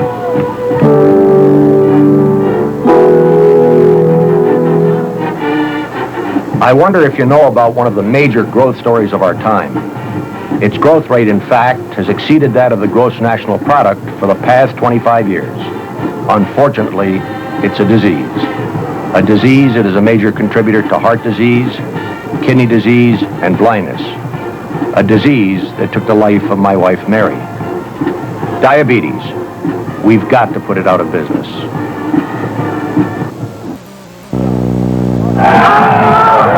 We're back here at Nickerson Field on the campus of Boston University for the second half of this afternoon's football game between Boston University and the Delaware State Hornets. Delaware State leading the game 8-3. I'm Alan Flatt with Eddie McGrath. So far in the first half, defense pretty much dominated things. BU getting ready to kick off to open the second half. Back deep for Delaware State. Ball's out of bounds. There'll be a re-kick after a 5-yard penalty. But so far, the special teams pretty much have been a problem for Boston University. Yeah, it cost them a fumble, cost them all the points, actually. At the end of the touchdown, right. Quickly recap the scoring. Delaware State got on the scoreboard first when BU quarterback Jim Schumann was tackled in the end zone by Pressberry at 5:33 of the first quarter. That made it 2-0. And then in the second quarter at 7:25, Pat Casey scored on a 3-yard run. The point after was no good. And that touchdown resulted in a bad snap on the punt, went over the punter's head. Delaware State recovered on the BU 10. But first downs, Delaware State has 8, BU has 3. Rushing yardage is 23 rushes for 60 yards for BU, 25 rushes for 83 yards for Delaware State. Passing yards, BU's got 23, Delaware State's got 26. Second kickoff received at the 20-yard line, the 25 up to the 30. 35, cut back inside the middle to the 45, over the 45-yard line to about the 48 for Delaware State on the return. Nate Boyd got the short kick and took full advantage of some excellent blocking in the open field. So first and 10 for Delaware State from their own 48-yard line. I think both teams looking for some adjustments at halftime. The defenses on both sides played pretty well. Offenses weren't able to get much going other than those mistakes with the BU special teams. The game pretty much even. First and 10 in motion and receiving the handoff is Stone for Delaware State. Hit behind the line of scrimmage and dropped 2 of the BU defenders. Coming up, Barnes carried for Delaware State. Boston University got some good play from that cornerback to come up and make the play. 27 for BU. Well, the first half of the quarterback situation, neither quarterback had a real good job. Jim Schumann was 4 for 12, and Mike Walker was 2 for 6 for the Delaware State. It just wasn't, the quarterbacks really just didn't get it going. Not much offense on either side, really. Second down and 12 to go for Delaware State. Back to pass is Walker, looking straight down the middle, long pass, wide open, has a receiver down at the BU 24, and the reception is made for Delaware State. Number 22, John Stone, going down the sideline, made the catch in between 2 Boston University defenders. John Stone coming out of the backfield. He's a fullback. Backs up Terrence Hoover. That's a big play, but Delaware State not wasting any time. I think they probably felt going into the half that they had a chance to make a couple big plays and just didn't quite put it together in the first half, and they're going to come right out now and jump on BU, or at least try to. Okay, ball's at the 22-yard line of Boston University. 1st and 10, handoff to Hoover going up the middle. Gets inside the 20 to about the 19-yard line. Hoover comes in. Hoover had 69 yards in the first half and 11 carries. And 39 of those yards were on that last play of the half. He got 39 yards on the play that ended the half. And that was just like we were talking at halftime. It was just a matter of I think BU was playing cautious, and all of a sudden BU kept playing, and BU kind of eased up. Kept running and running. Right. 2nd down and 6 to go from the 19-yard line for Delaware State. After pass is Walker looking out to the sideline, intended for Casey, way over his head and out of bounds. Pretty safe play by quarterback Walker. Looked like Casey had pretty good coverage on the play. Didn't want to force the ball in there. Yeah, that's probably the most covered Casey's been there. You stay down low. Well, he didn't go too far that time. Yeah, right? you can't get the speed, can't get those afterburners going. Casey is a 4.5 runner in the 40-yard dash. Okay, 3rd down and 6 for Delaware State. First possession of the second half. 13-17 to go in the 3rd quarter. Casey in motion coming from right to left. Split backfield. They have a draw play for Delaware State up the middle inside to about the 16-yard line. Carrying the ball for Delaware State is Reggie Barnes. Well, a few of the Terriers got fooled on it, but not Kevin Murphy, the KG veteran there at defensive tackle, a 6'2 senior out of Syracuse. Murphy has to lead the game in individual tackles. He has to be, yeah. He's had a good game, and that was what Steve Stetson thought beforehand. Murphy had to have a good game, as did Tom Lacka, defensive end. Okay, David Parkinson setting up again. This is his 3rd attempt at a field goal. He's had a tough day. He's missed an extra point and 2 field goals. Good snap. A lot of foot into this one, and this field goal is good. So Parkinson made no mistake on that one. That looked good. That wasn't the other two were kind of like prayers. Because now Delaware State lead is increased to 11-3 with 12:38 to go in the 3rd quarter. First drive for the Hornets, pretty impressive. They stalled a little bit down around the 20-yard line, but we're able to get a field goal. 11-3 now. BU will receive the kickoff. Well, that's a big play for Delaware State coming out of the half. Get the ball down the field a little bit and just get some points on the board. I'm sure Delaware State coach Bill Collick would have preferred a touchdown in that situation, but to come out and just get that 3 points back that BU scored at the close of the first half. Now the pressure's back on BU to try to get that momentum. It's funny. It's said so often, but it's almost a cliche that the coaches will tell you invariably they always want to get some kind of score as early in the second half as possible. Okay, Parkinson now getting ready to kick off. We have Seals and Jackson back for BU. Kick comes down, going toward the sideline. Jackson picks it up and running out of the end zone. The 10-yard line is hit the 10 over to about the 13-yard line. Again, the problem with judgment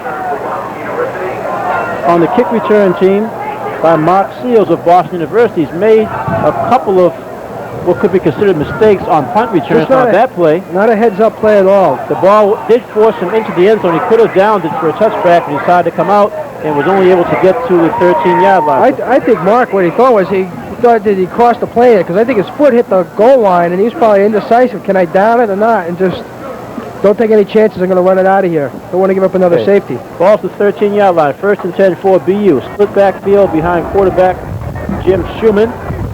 In motion is Mark Ferraris. Schumann hands off to Pettis. Hits the 15-yard line. Is stacked up right there by the interior line of Delaware State. The Delaware State's they might be able to smell some blood right about now. Hold BU in here. On that hit, Kevin Bryant came up from his outside linebacker spot to hit Pettis first and drop him at so they give him the 16-yard line, so there was a gain of 3 yards. 2nd down and 7 for the Terriers. 12:05 to go in the 3rd period. Delaware State leading Boston University 11-3. Jim Schumann calling signals for BU. Straight back to pass, looking over the middle. Now looks deep. The ball is deflected and incomplete. Intended that time for Boston University, trying to get to number 88. Well, Derek Andrews is the one who made the deflection there.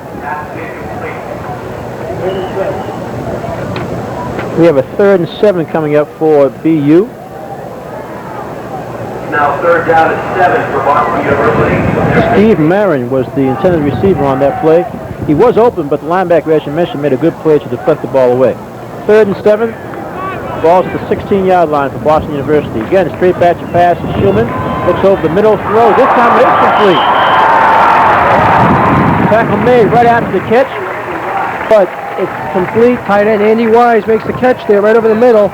Dangerous type catch. Have to jump up. You're blindsided. You leave yourself wide open, but Andy held on. As soon as you catch it. That's a big play. That's a big first down to get, because if the Terriers, I think, if lost, not got that first down and then punted the ball away, I think you would have seen the momentum shift right over to Delaware State. Okay, 1st and 10 for the Terriers. The ball's on their own 26-yard line. Again, wide receiver Ferrara in motion. Handoff to Pettis straight up the middle. Drive close to the 30, about the 29-yard line. Gain of maybe 3 yards on the play.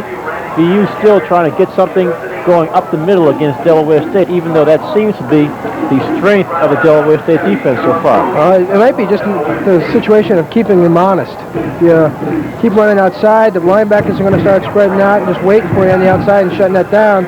Hopefully this will be able to spring Pettis or whoever, Tony Winston, around the corner. 2nd and 7 after 3-yard gain by Pettis.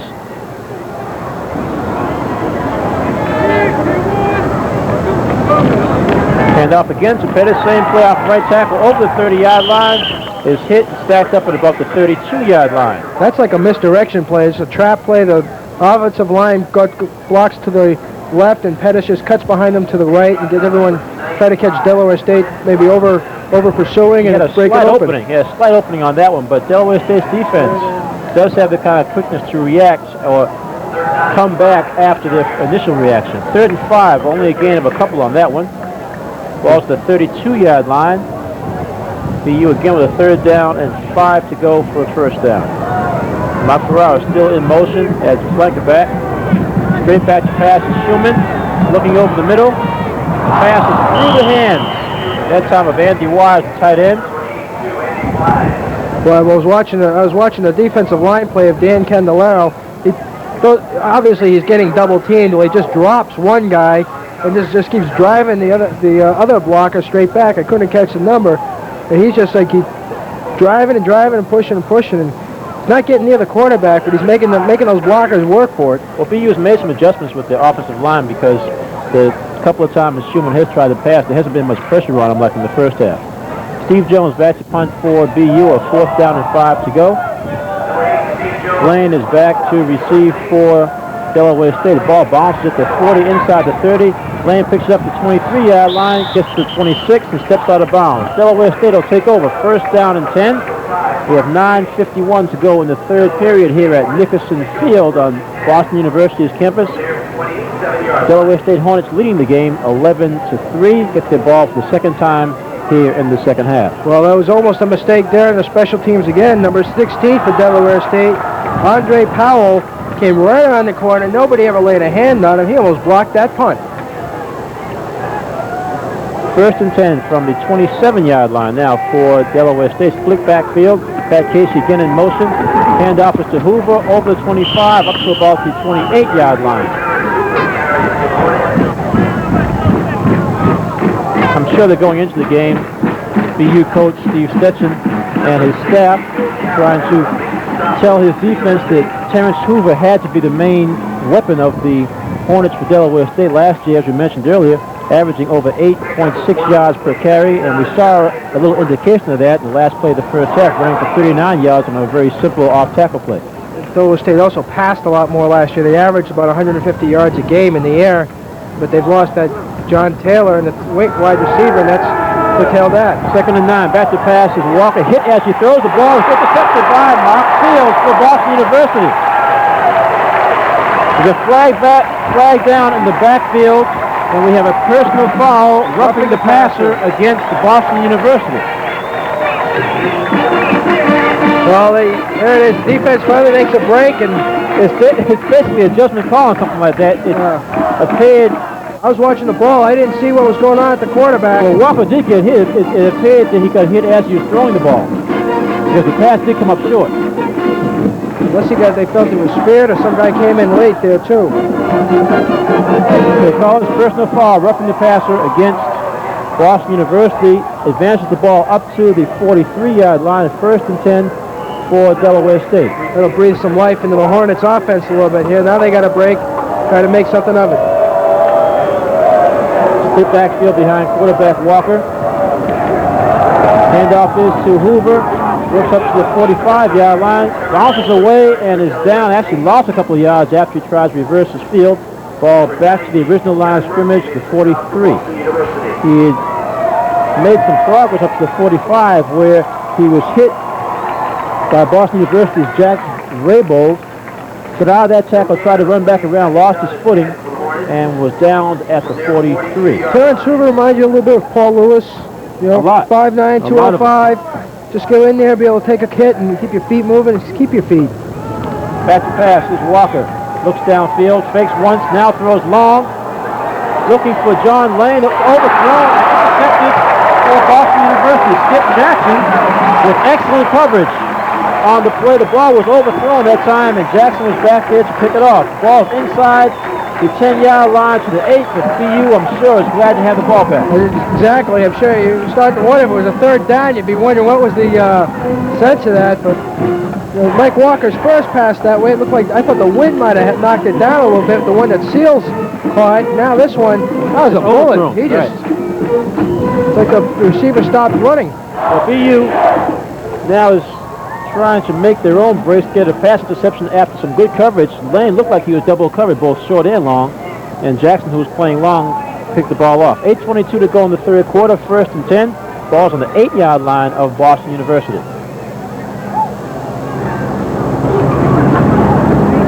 Schumann with a handoff to Randy Pettis. A little misdirection on that one.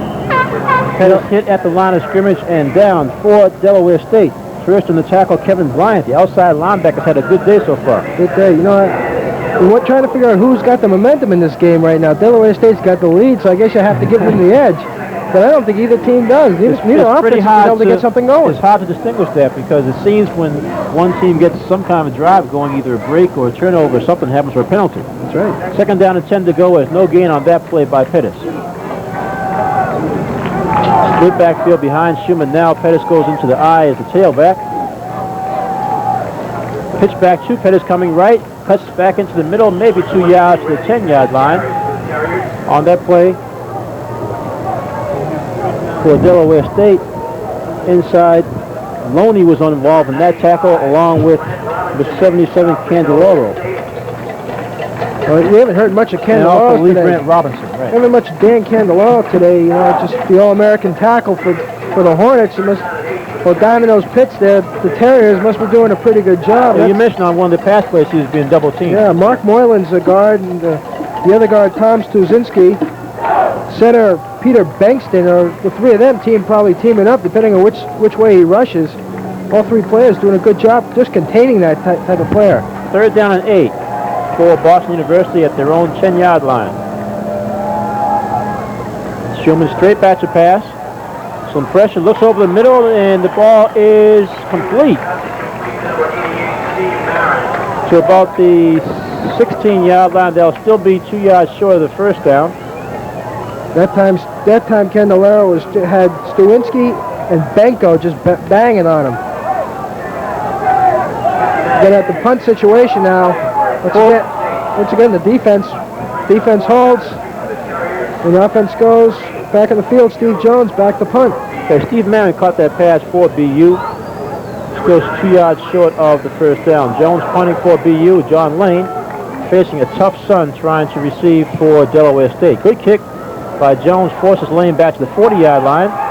Fakes up to the 45. Now to midfield, cuts back inside Terrier territory to the 45 and down to about the 42-yard line. Good return by John Lane. A couple of late penalty flags. 17-yard return on the play, and now we'll see what the penalty is. Tom Stuinski, right guard, gets downfield. They saw he got knocked down, got back up, and made the tackle. Stuinski from Shrewsbury, Massachusetts. He's a senior. We have a final score in college football. We have a clipping. We have a clipping penalty on Delaware State. They'll take the ball back to the 40-yard line. So Delaware State will start from there, 1st and 10. The cheer you just heard wasn't for the fact that Delaware State was called for clipping. Rutgers has defeated BC 11-6 up the Heights. And that the BU crowd always likes to hear that type of score. 6:07 to go in the third quarter. Delaware State leading 11-3 over Boston University. Delaware State has the ball at their own 40-yard line. Pat Casey in motion for Delaware State. Handoff is to Hoover. Trying the middle again. Hit. I'll give you 3 guesses who made that tackle. You got Murphy again. Yeah, you got it. He just fought off his tackle, grabbed the hold of a leg, and just never let go. Never had a chance to get that play developed. I'd be interested. I don't know what the official tackles are, but I bet you Murphy's going to be approaching 10 or 12 tackles before this afternoon's over. Well, he's having a senior tri-captain, 6'2", 240 pounds, probably playing the best game of any of the Terriers so far. Second down, and still 10 yards to go for second and 9 for Delaware State.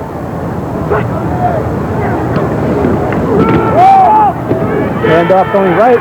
Gets a little daylight to the midfield, cutting back to the 45, to the 40, the 35, inside the 35. Excellent running for Delaware State. Reggie Barnes.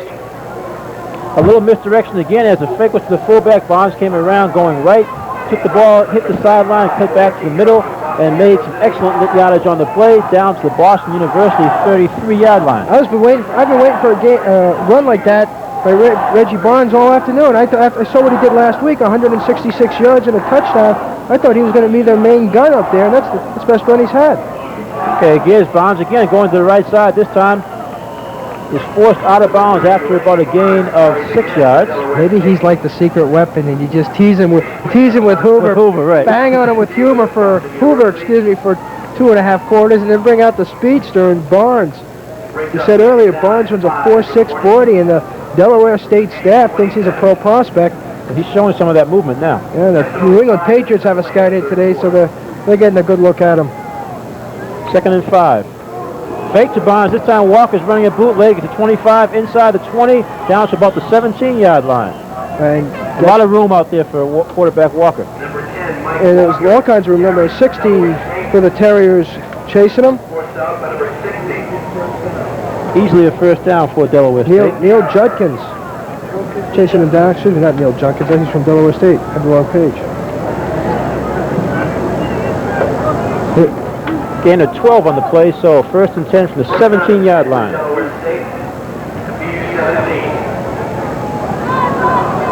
.457 to go in the third quarter. Penalty flag down.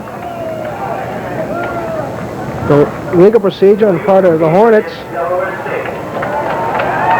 Official Newton Whitaker making a signal, walking off the yardage. My imagination is BU's defense been on the field most of this quarter, Alan. Most of the game, I think. Okay, 4:57 to go in the third period. First and 15 now from the BU 22-yard line. Handoff to Pat Casey. To the 20, cuts back to the 15, inside the 15, down to the 10, close to the 9-yard line. Straight handoff off left tackle. Good movement by Casey and some excellent blocking from the Delaware left side of their offensive line. Well, you wonder if this was going to happen. The speed with BU defense has been on the field for a while. Now you get a good quick runners, make the quick cuts. Defense is a little slow boy. Casey's been running in motion most of the day as a flanker back. A couple of times he was throwing a long passes that were incomplete. Now we're seeing some of his running from scrimmage. He's in the backfield again with Hoover, behind quarterback Mike Walker. Hand off again to Casey, coming left, breaks one tackle inside the 5, down to the 2-yard line. Excellent running by Pat Casey out of the halfback spot. Well, it seems like, the Terriers are trying to arm tackle these guys. It's not necessarily the fact that they think they're getting lazy. These runners are so quick, they're beating the defenders to the spot, and all the defenders are trying to do is grab a hold and slow them up so someone can put a hit on them. And one of the other things that's happened with Delaware State, the runners are getting a good head of steam up because Casey's 5'11", 184, which is not overpowering size, but if you have that momentum going as a runner with your first couple of steps, you can break some arm tackles. That's right. 3:45 to go in the third quarter. We have a first and goal for Delaware State. Handoff is to Barnes going right. Speed to the sideline. Touchdown for Delaware State. Well, that's what you said. Speed to the sideline. Barnes just outlegged Mark Seals to the corner of the end zone. Seals just couldn't close it off. That's right. That's another touchdown for Delaware State. 3:34 left to play here in the third quarter. They'll extend Delaware State's lead now to 17-3, and Parkinson will try for the extra point. A well-run drive as far as diversifying the plays that they use. running some misdirection stuff, then a couple of basic off-tackle plays, then use your speed for the outside. Never even really threatened to put it in the air that much either. The kick is good. So now, with 3:34 to go in the third period, Delaware State now leads Boston University 18-3. Well, I'll tell you, Eddie, we've seen Delaware State change up some of their offensive attack in the second half. They still haven't really seen PU do much. They had the ball once so far, but Bill Collins just going with the run. He says, hey, let's not put the ball up in the air. The one pass play that's had any degree of success and hasn't been caught is that Casey around end there in motion. Other than that, everything else has been kind of helter-skelter. In the first half, Mike Walker was only 2 for 6. They put the ball on the ground. They're going to win ball games by running the football. Why try to pass it? And they've mixed it up very well. They even had Walker on a fake handoff and bootleg for an important first down to keep the drive going. And like you said, Bonds, who I guess can be considered the secret weapon, was able to get the touchdown using his speed. Barnes didn't really do a whole lot in the first half. He only had 5 carries for 22 yards. Hoover had 11 carries in the first half. And it just now Barnes comes out to start giving the ball a little bit, and he's starting to get the speed and getting that head of steam. Delaware State using their size to control the line of scrimmage and get some room for the runners. The Parkinson kicking off deep, looking to mock Seals down at the goal line, and this time he'll down it in the end zone. So three of his players turning around saying, don't you come out. Oh, but now they're saying that it's a safety because Seals did catch the ball in the field of play and downed it in the end zone. So a lot of things going wrong. Steve Stetson's down around the 25-yard line trying to get Nelson Whitaker's attention to get an explanation here. Probably arguing that momentum took Seals into the end zone. Okay, now we had a play similar to that earlier when Seals caught a ball in the field of play, went into the end zone. It seemed on that play that the momentum had carried him in. He tried to bring it out and only got to the 13-yard line. This time he decided differently, downed it in the end zone, but the official ruling is that he could have stayed in the field of play and run it back. So he's being penalized for that judgment by downing it in the end zone. 2 more points for Delaware State. The lead now is Delaware State 20, Boston University 3. 3:32 to go in the third quarter, and Delaware State will get the ball back again. I thought that was momentum. It was only like one step that he brought him into the end zone. It wasn't like he caught it around and backpedaled 2 or 3 steps. So he came down and took 1 step back and he was in the end zone. Well, it's one area, it's the first game. You play a good opponent, you make mistakes like this, and the other team's going to capitalize on it. And something next week, the Terriers go down to Winston-Salem, North Carolina, play Wake Forest, and these are the type of mistakes they're going to have to eliminate. Okay, 20-yard free kick. Ball's in the air for BU. Delaware State caught it at the 33-yard line. Going out to the right sideline to 40, 45, over the 50, down to about the 48-yard line. Boyd for Delaware State, a defensive halfback. Nate Boyd, junior from Chester, Pennsylvania. Excellent return on that. Delaware State's got the ball again. BU's defense is on the field. Right now, officially, you got Mike Walker, 3 of 9 for 58 yards. And that yardage figure is equaled by Reggie Barnes. He's got 10 rushes for 58 yards. Terrence Hoover has 15 rushes for 73 yards. Pat Casey's got 6 rushes for 28 yards. There's your story right there. You have 31 rushing attempts, 9 passing attempts. Here comes Walker again, Barnes again rather. Little traffic going to his right, tries to cut back, maybe 2 yards on the play. Number 90, Kevin Murphy on the play again. Terriers' need right now is to try to force a turnover, get a takeaway. I don't think you're going to see Delaware State put the ball in the air. They're going into the wind a little bit. The flag at the end of the stadium is pretty much straight out, so Mike Walker probably isn't going to do much as far as throwing the ball unless it's a little flare safety pass. And we noticed in the stats from last year, that type of play really isn't in the repertoire of the Hornets. They just don't pass the Hoover and Barnes each cost 6 passes all of last year. They fake the draw. There's a draw play to Terrence Hoover. A lot of yards inside the 35, down to about the 30-yard line. That was a heck of a play. I think good fake me up, but I thought Walker still had the ball. And the way the offensive line kind of just mad to be that 3rd or 4th wide receiver because he has all those moves and all that stuff. And just think, only 98 pounds the guy. In fact, out of high school, he took a year off before he went to college to build himself up. Had to. Yeah. 41. It's a good jump. Goes for the bite and then gets back out. Now watch here. Taylor could have had that ball. Right there, they're fighting for it. Walls just out hustles him. Walls just pushes him away and comes up with the ball. That is the 5th 49er turnover of this ball game. And on the previous penalties in this one, and you know, if you really think about it. Another pass interception, Everson Walls. Out of bounds, that's the 6th turnover.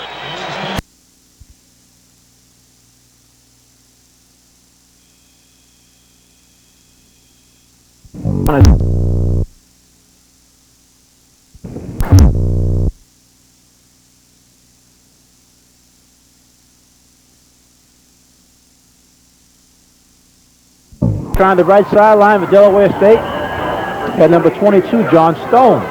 Forced out of bounds, but not after he has a first down on an 11-12-yard gain. Down to the 18-yard line of Boston University.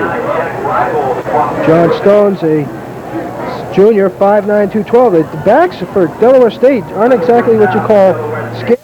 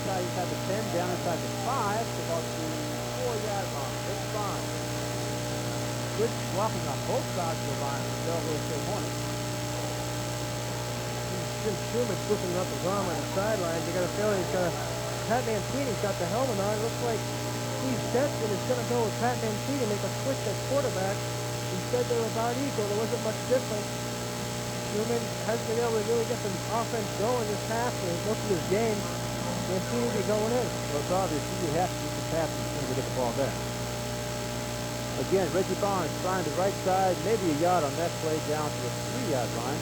Like you're saying, Bill Collar, head coach for Delaware State, simply saying keep it on the ground, beat up the clock, get some yardage, and probably, if they get a touchdown here, pretty much could put it out of reach. It'd be a tremendous comeback on the part of the Terriers if they do. And their offense is not showing their kind of capability passing the ball. And it's like, look at it, you look down at the defense, everyone's down, bending over, holding on to the pads. It's like they say in basketball, Yeah, when you see a guy grabbing to his shorts and feet, you know. Okay, second down, you to go for the touchdown.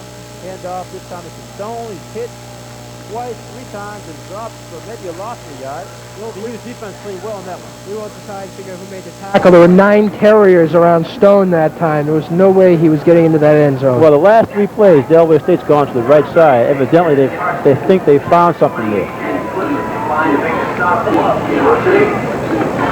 Okay, 18 seconds to go, the clock running. Delaware State will be content to, looks like they're going to run the clock out at the end of the 3rd quarter. Down to 5 seconds. One thing's going to happen is the 4th quarter is BU's going to have to pass into the wind. That is the end of the 3rd quarter. So after 3 periods of play, Delaware State leading the Boston University Terriers 20-3. Delaware State has the ball on the 3-yard line with a 3rd down and goal to go. Trying for another touchdown in this afternoon game here at Nickerson Field. You see Steve Stetson on your screen. He's certainly not happy, trying to figure something out. What's going to happen on the offense? How's he going to get that thing going? There's Mike Gibson right in front of him. There could be a problem. The man in the sling right there looks like Keith McLaughlin. That could be a problem with the defense. I didn't see him go down. Right there with the sling. That's Keith McLaughlin, the tri-captain, 3-year letterman out of Woburn, Massachusetts, walking down the bench. And that could be an example of why the running game is doing so well. McLaughlin's one of the leaders in tackles last year, had 88 tackles, 9 tackles against New Hampshire in one game. And that would have a lot of explanation of why Delaware State's been able to be effective on the ground. I didn't see him get hurt. Backing McLaughlin up is a sophomore, Brad Burfield, number 39. Okay, we have a 3rd and 3 to open the 4th quarter. 20-3. Delaware State leading the Terriers. Walker, the handoff, and then a pitch back to Casey's in the end zone for the touchdown. Little razzle-dazzle on that one as the handoff to Barnes, who then pitched back to Casey, who was following him. Casey snuck right into the corner of the end zone for the touchdown. The lead now is stretched out to 26-3 with an extra point coming up. We got a Delaware State player injured. Looks like he's got cramps. He's trying to stretch out his leg. Looks like it's a cramp problem.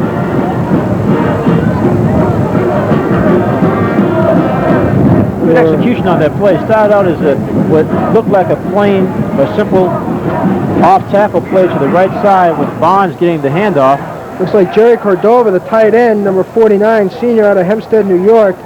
He's walking off pretty well. Speaking of walking, he made the team as a walk-on and he's the starting tight end. Pretty impressive. The team that's had 3 straight winning seasons, including going 9-2 last year. All right, 14:56 to play in the game. On the first play of the 4th quarter, Delaware State scores their 3rd touchdown of the day. And now Parkinson will try for the extra point. Terry's going to have to come out gunning, right? He's going to have to be passing. You're not going to see Randy Pettis doing too much running this quarter. Pick is up. Plenty of leg on it, and it's good. So now the score. Beginning of the 4th quarter, Delaware State 27, Boston University 3.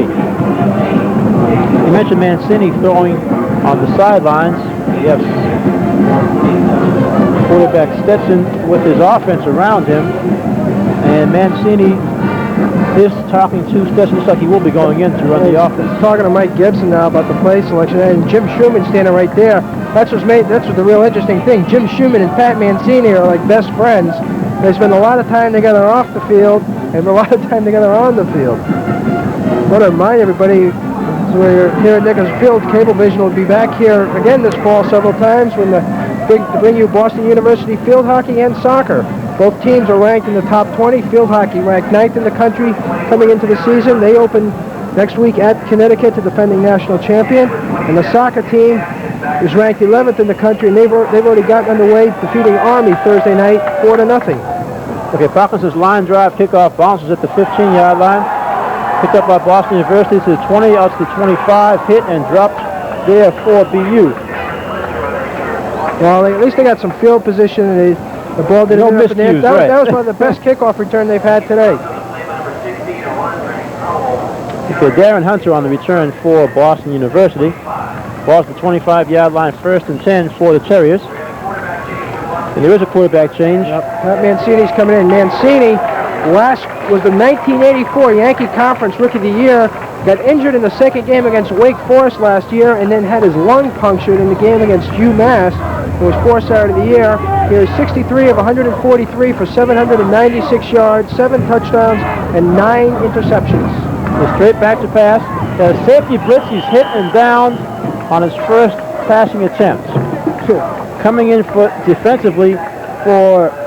That's Joe Burton, 2-time all-conference safety for Delaware State, team captain. Burton and P.J. Lee were both in there. There was just no no hope for Mancini. He stepped back, got set to throw, looked over, and here comes Burton. Right, hello, welcome to the ball game. 2nd down and 17 after a 7-yard loss on that one. BU to split backfield. Mancini obviously has to put the ball in the air. Straight back to pass. Now rolls out to his right, looking downfield. Throwing to Ferrara, through his hands and out of bounds. They're about the 40-yard line. Not able to get him any protection. Delaware State's doing a good job putting pressure on the quarterback. Stunting, getting some extra rushes in there in the offensive line. You have 2 guys on Candelero as it is, so you have 3 guys left to try to block 4 or 5 people coming from all directions. Yeah, Mancini on that play created some time for himself by rolling out to his right. Got what looked to be a catchable pass. The Ferrara couldn't handle it around the 40-yard line. 3rd down and 17 to go. The ball is on the 18-yard line.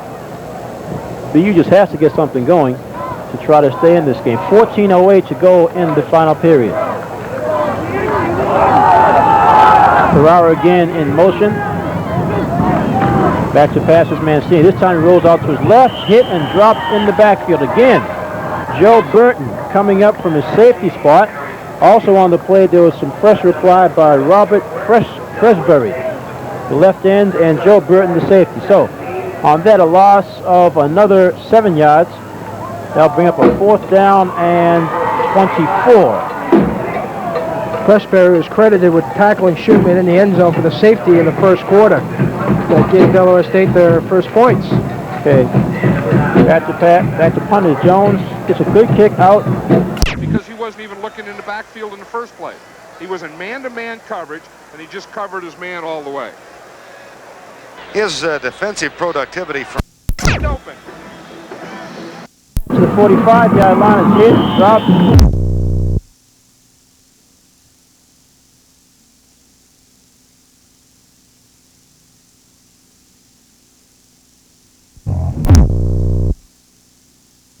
For Delaware State. Delaware State in complete control of the game, leading 27-3.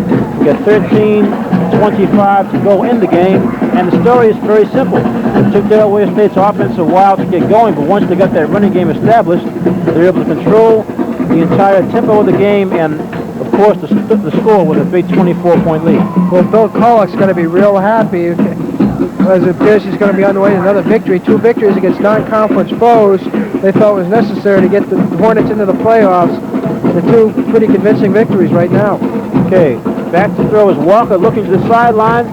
Pass is knocked down and incomplete. Good defensive play for Boston University. Skip Jackson again playing the corner. On that play, Reggie Barnes with the intended receiver looked like he was open, but the ball seemed to pretty much stay up in the air a little too long. Jackson closed on it and was able to knock it down. Skip's had a busy day there on that side. Made another move off it, then went to the inside on Everson Walls. 49ers have now moved from their own 32 to the Cowboy 20. By far the most impressive offensive output of the evening. 98 pounds out of high school. Hard to believe. Oops. Flagler had to regain the football before he could concentrate on running, or Roger Craig. And that's a loss to the 23. You know, you talk about hard work, dedication, all those things and everything. I think this guy epitomizes that, Roger Craig. Roger Craig never takes a day off. He just works so hard. You don't.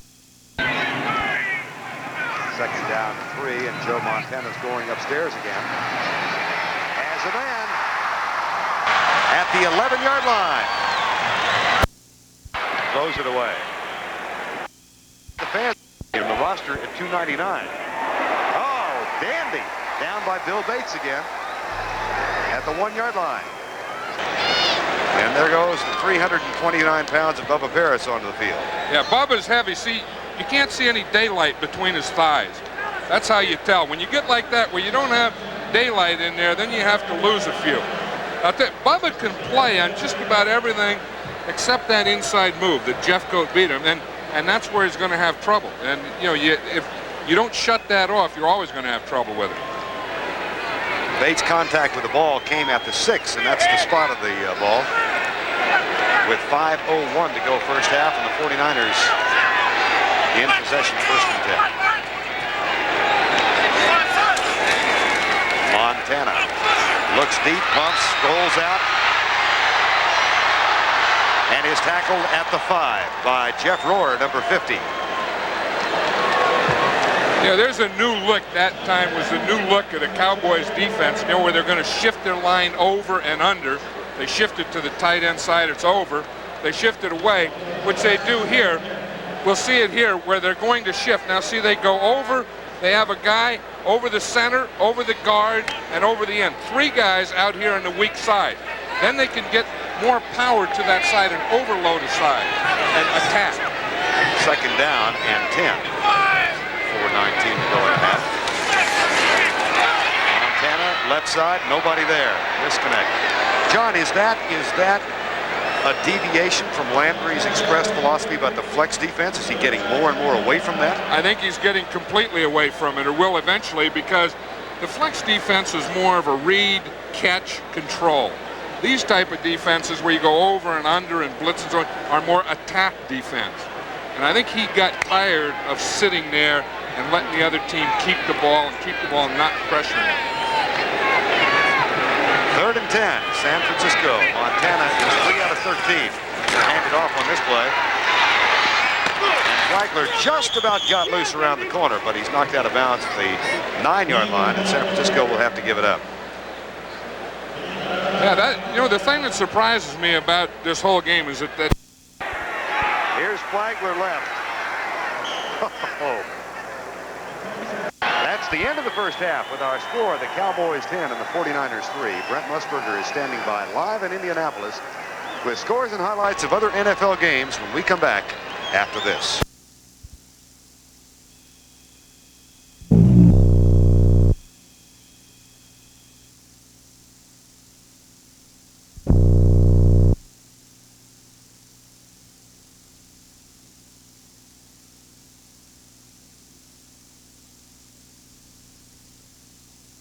Taken by Carl Monroe at the 5. On the room.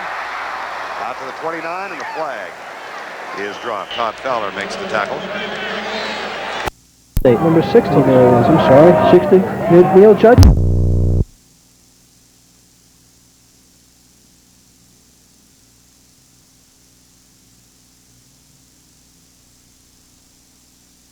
And he was replacing Jack Downs, who was out. Came and took over Jack Downs from last week in the starting lineup. So the offensive line is going to need that week off, right? Yeah, the week off. Delaware State's off next week. Then they travel to Morgan State on the 20th. There you see someone for a leisurely row out on a beautiful fall day or late summer day in Boston. Nice crowd here this afternoon. It's over 8,000, right? 8166 is the announced attendance here at Nickerson Field.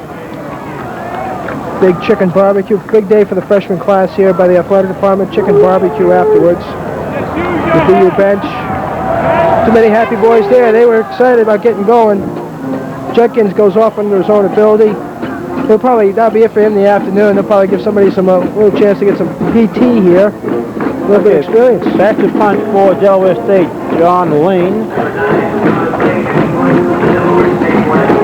And again for Boston University, we have Mark Seals receive.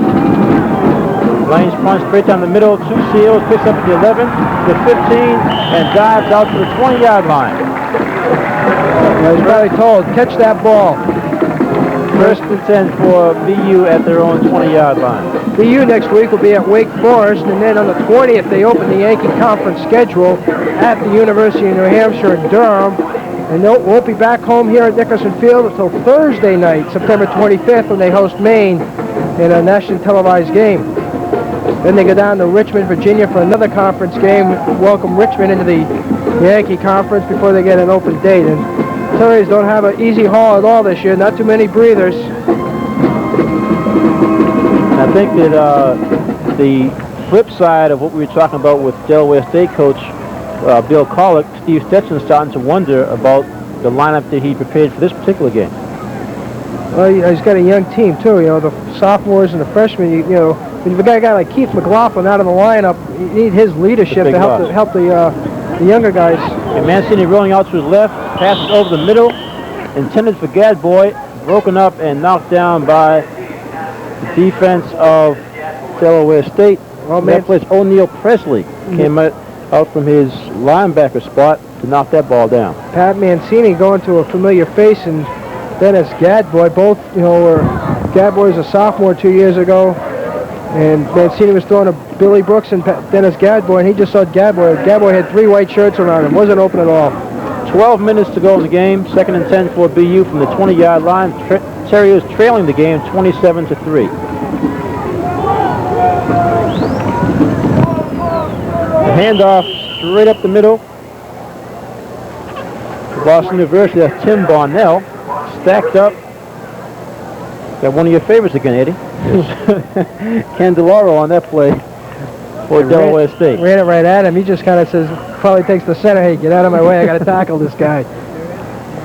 Well, it's funny because a lot of times, especially a lot of pro scouts, whenever they see a college player over 300 pounds, they're a little suspect, especially when the guy's only like 6'1". But as you mentioned, for most of the day he's been double teamed, but he's still been pretty much effective as far as controlling BU's running game up the middle. They think he's shot to be a pro. He had 8 tackles last week and 1 sack. Led to 5.240, which is a pretty good speed. There's somebody injured down in the field. We haven't been able to get a number here.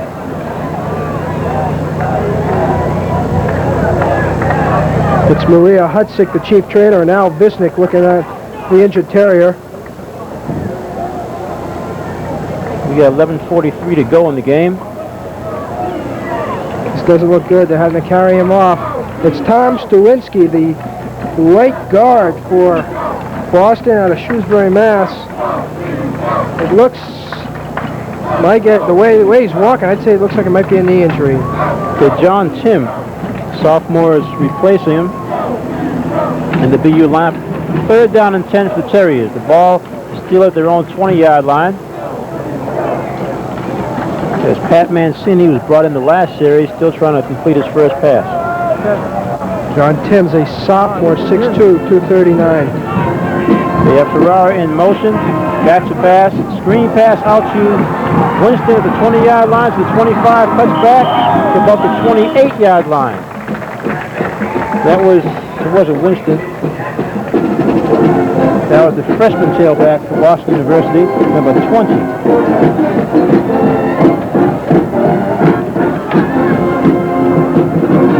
Vince Jackson it was. Vince Jackson.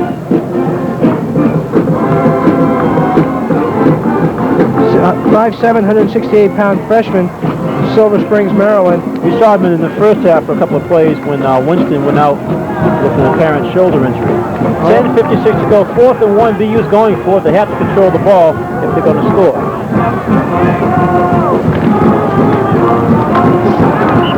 Hand off to the tailback on the play. May have got to the 30-yard line. That's where he had to get to the first down. Paid the price, too. He got stuck pretty good. Yeah, that is Winston. And he's not happy with the placement. He thought he might have gotten it. He didn't like the way the referee placed the ball. They placed it short of the 30-yard line, so Delaware State takes over 1st and 10 from the BU 30. As you mentioned, he did get hit pretty hard.